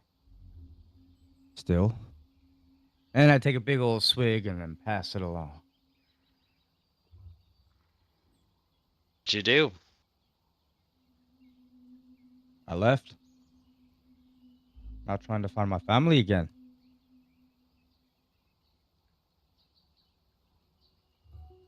Didn't like that. I left against orders.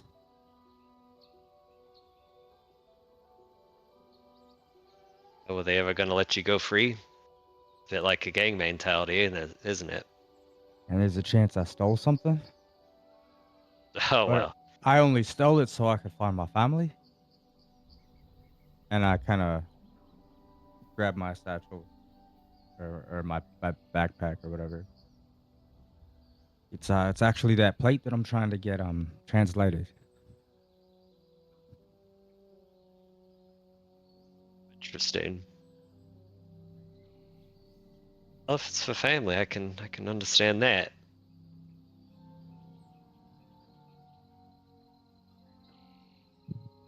I grab the jug again and take another swig. If I look over at that plate and I activate my comprehend languages helm, do I get anything?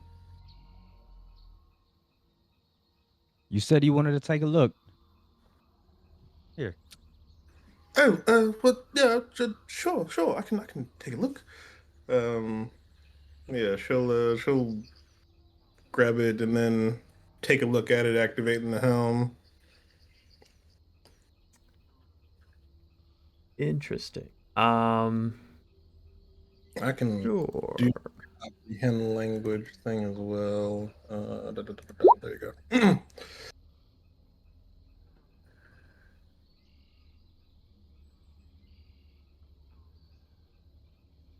Okay.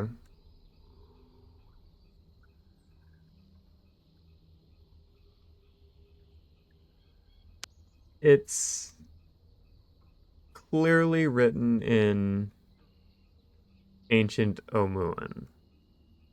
It's a very old dialect. Like I think both you and Zarak actually understand Omuan. Um, this is actually it's a much older dialect, harder to translate, but with the comprehend languages you can. It doesn't make much sense though. It's speaking in not quite riddles, but incomplete sentences. You notice that it just doesn't quite make sense, and you do realize that it is somewhat, I don't want to say encoded, but clearly written in a specific way that is not meant to be understood at a first glance. Or initially, it definitely takes some studying to figure out the message beneath it. You also notice that it's not complete. It's clearly missing a big chunk of the tablet itself. Okay. But I noticed if I was to, like, spend some time with this, I'd be able to decipher it, or is this it needs somebody with like a higher knowledge to like crack the code. Would probably need somebody else. It would take a lot of time and studying and probably even referencing other texts and things to decipher the, message beneath. Okay. So yeah, kind of similar to, well, no, I mean, she has the helmet. The helmet glows. And she looks over the text. Well, at the very least, I can it's definitely a Muan language. I, I, it seems to be some sort of cipher, or maybe it also seems as though it's not fully complete. Like there's something missing. Um, but I can't really make out or understand exactly what it's trying to say.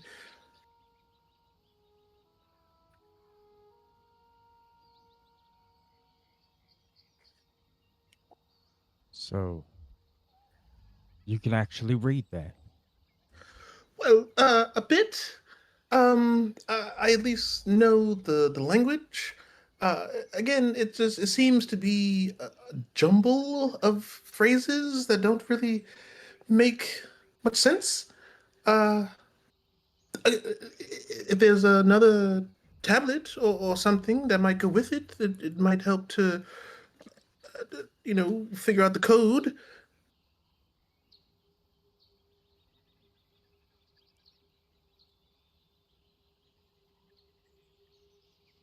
You see Davin kind of like not sulk into himself, but like kind of like just into his head for a second. He doesn't remember seeing any other pieces of it, does he? Um, Does I? give me a history check. Oh yeah, that's my best one.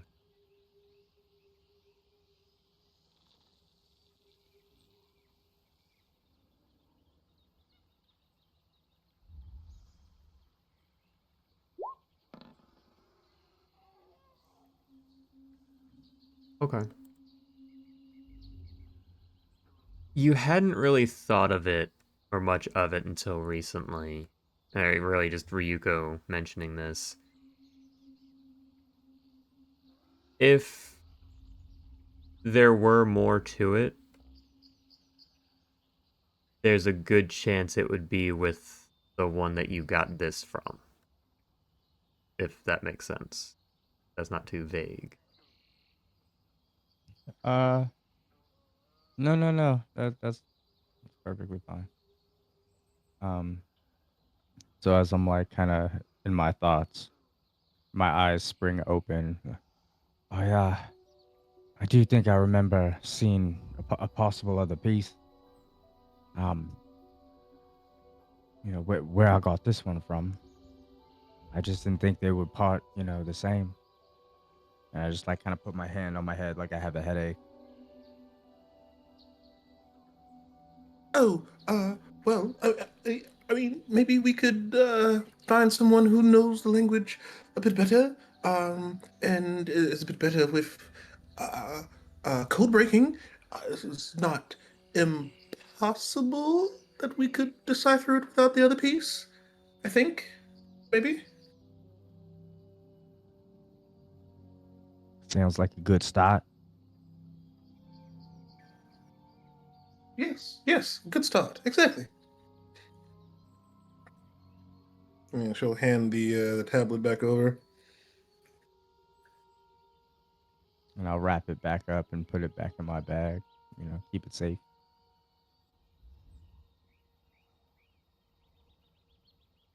I'd say you found the right group to help you track all this down then. It's seeming to look that way. Yeah.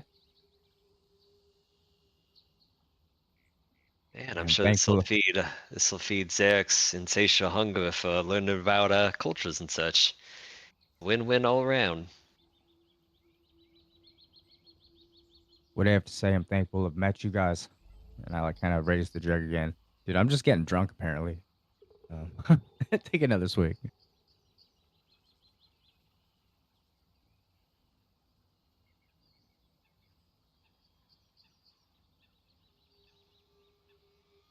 Who's next? Pass this to someone, huh? Well, I suppose it's either me or Zarek. Zarek, have any interesting stories to tell? Ah, no, not really.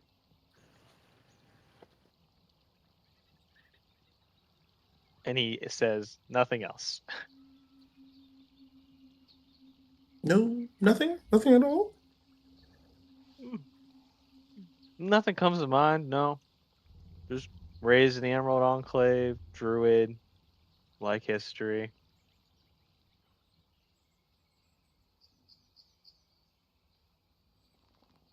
Well, hmm. This may be a personal question. Feel free not to answer it, but I don't think you've ever told me exactly when your hatred of your people started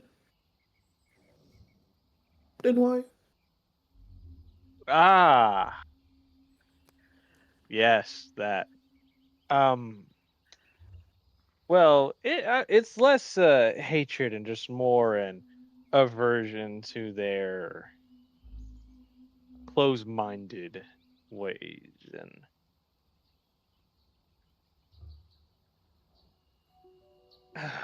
I was an orphan when the Emerald Enclave found me,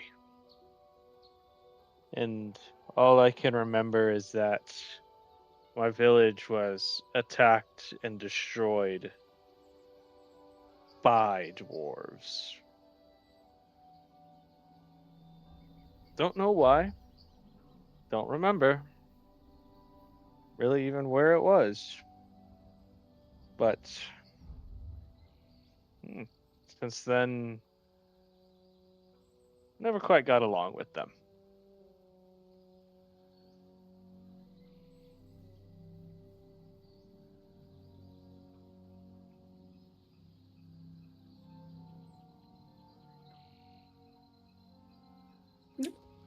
Okay. Um. He's just gonna kind of shrug. All right then. Let's see. Secret, secret, secret. Well, I guess it's not unheard of for dwarves to attack each other, but I don't know. Could have just been a bad clan, you know? Well, perhaps, but be that as it may, I've still not met many dwarves. I've Well, I've not met another dwarf that I've liked. At that, Hugh just kind of clears his throat. Doesn't really say anything, but kind of looks at you a bit.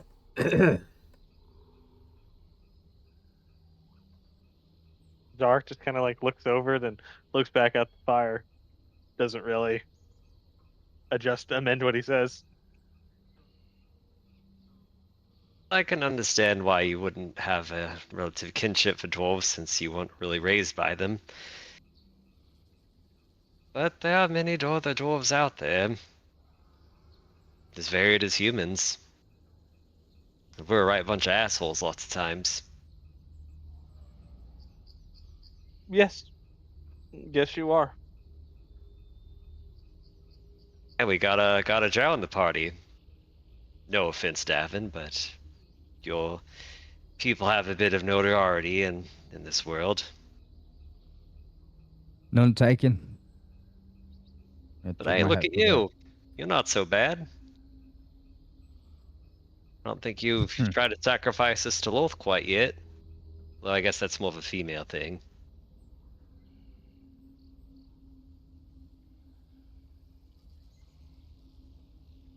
Either ways, Eric, give him a chance. I think you might find at least one dwarf in the world that you might get along with. Maybe, maybe not. Hey, maybe We'll you'll be see. the first druid I get along with. He is hoping. You've said that before. You just don't like druids, don't you? Do you? Well, one secret a night. That's for another campfire, I think. That's fair. Alrighty.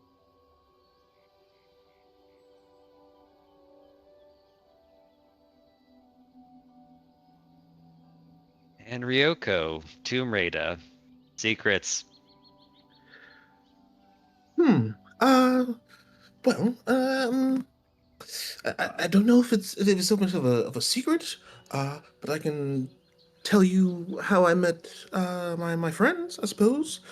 And you'll see a little ghostly fox head pop up.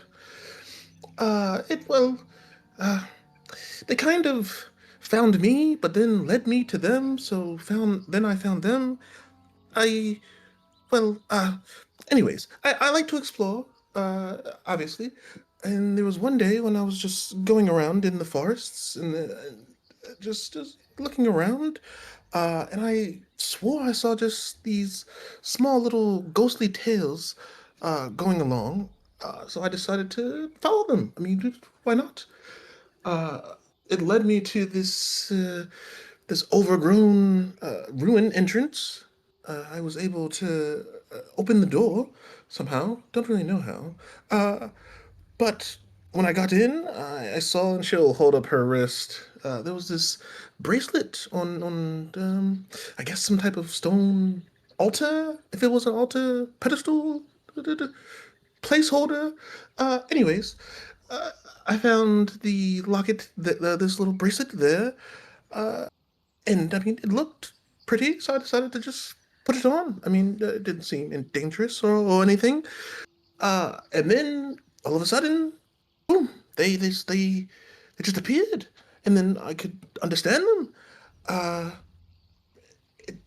um, from what I've learned, it seems they have potentially some connection to the goddess my people follow. Uh, but not much is really known, so I don't know much. And they don't tell me much when I ask, do you? No? And you'll just see they'll just disappear when she goes to ask the question. No, they don't really tell me uh, much about themselves, unfortunately. But they are my friends, nonetheless.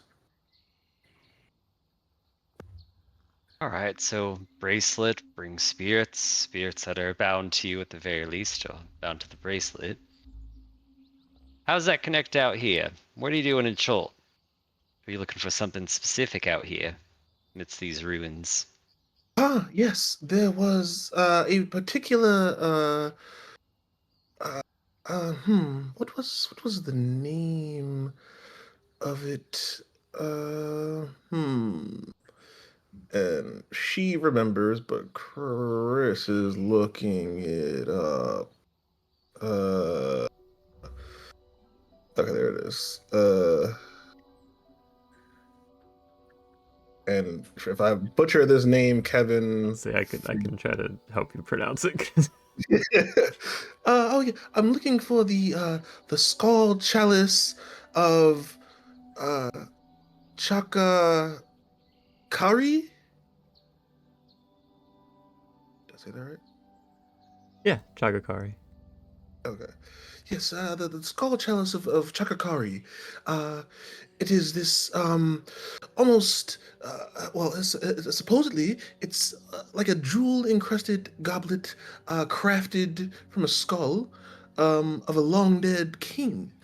Uh, quite a legendary find if I can actually track it down.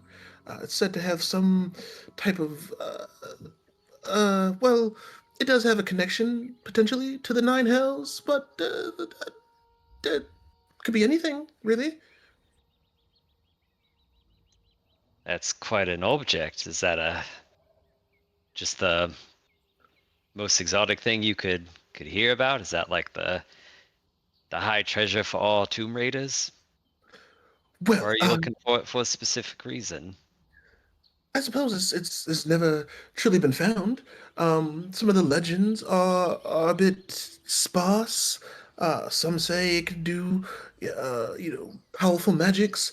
Others say it's just a valuable item. So it would be nice to be able to find it and bring it back to the world. And I suppose. And she, twiddles with her fingers a little bit. I, it wouldn't be bad if my mother and father found out that I found something extremely valuable and didn't think what I do was worthless.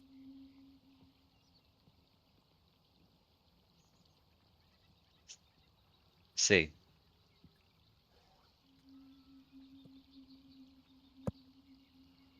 Well, for what it's worth, if you think what you're doing is worth doing, I think that's good enough, but I can understand wanting to make a point.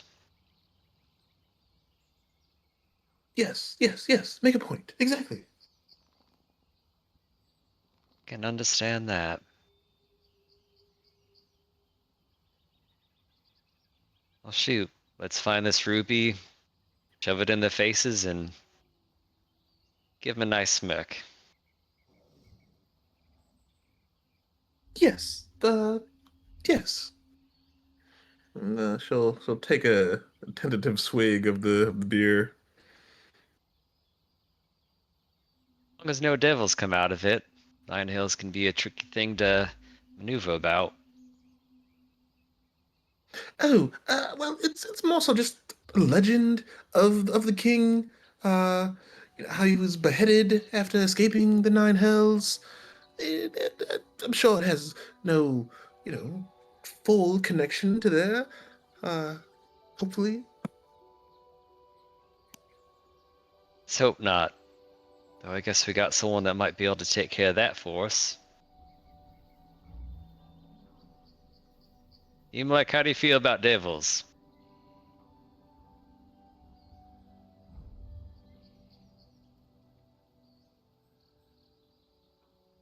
I'm sure he hates them. I would imagine so. Uh, might have just had a bit too much to drink. And we look over and Imlek is clearly dozing off. He's still just staring at the stars.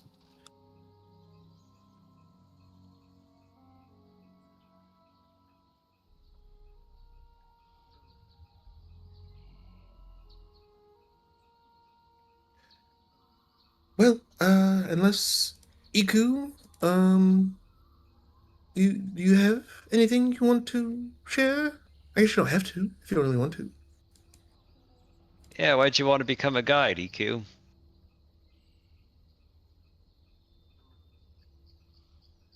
She kind of ponders all that you all have said. And, well, this is my home. I've been here all my life. Simply wish to do some good while I have time here. Help those that are in need. And those that come for adventure here are most certainly in need.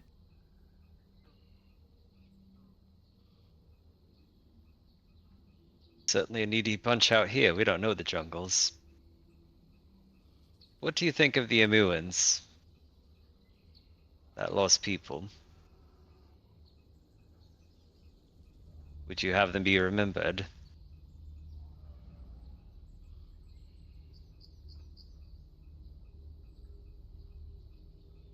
From what I know, they have a complicated tale. Once a great kingdom, full of riches, power, but terrible things befell them. But I know they became greedy, ungrateful, came to a horrible end. Downfall of all of Cholt started with them.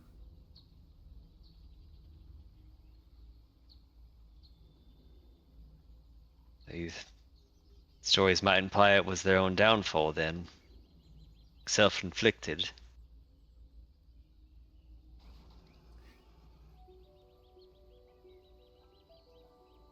They certainly had a hand in their own fall, yes. She kind of like, shifts in her seat a little bit. As I said, things are always more complicated than they appear.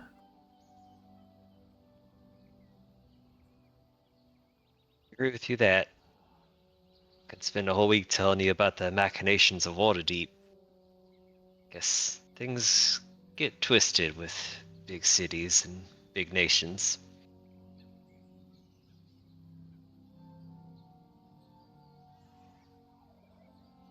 I know very little of this water deep. Just the tales of the adventures that have come through Port Nyanzaru.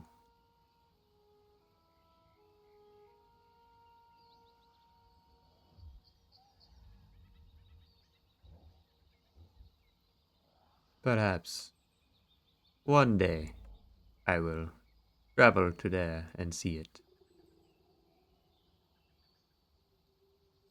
Yeah, many tales, many taverns, many adventurers. Both successful and failures all.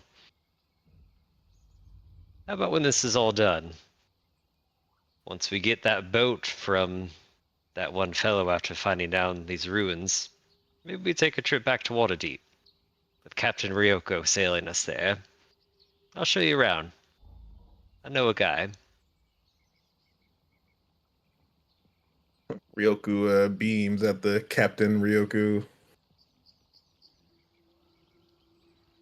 Yeah, Eku kind of smiles politely and everything. Yes, does sound rather very nice, yes. Perhaps.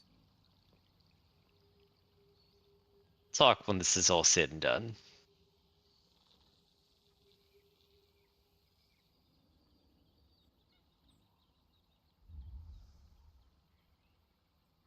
Well, we must survive the adventure first. Perhaps we should all get some rest. Things will always look brighter at the dawn. Yeah, it's what I've been told by Lathanda's priest and acolytes. Till dawn, then.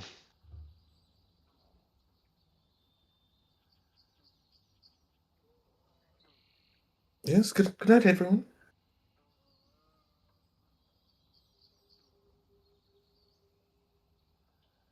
Alrighty, and we'll skip watches and everything. You guys get a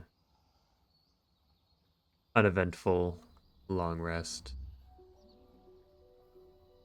Don't need to do any rolls for this one tonight.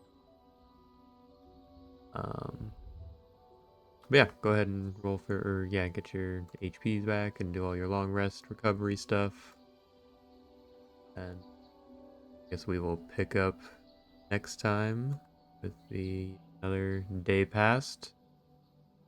First thing in the morning, starting some more travel. Awesome. Off to new horizons, new places. And hopefully more puzzles. Oh, there are puzzles. Yeah, I'm excited. yep, we'll definitely end the session there. That was a good stopping point. Lots of good RP. Good job, guys. I was Huzzah. so expecting there to be like some type of totem that like gave you the form of a crocodile or something. I'd have been fucking. Oh, can I wild shape into a crocodile?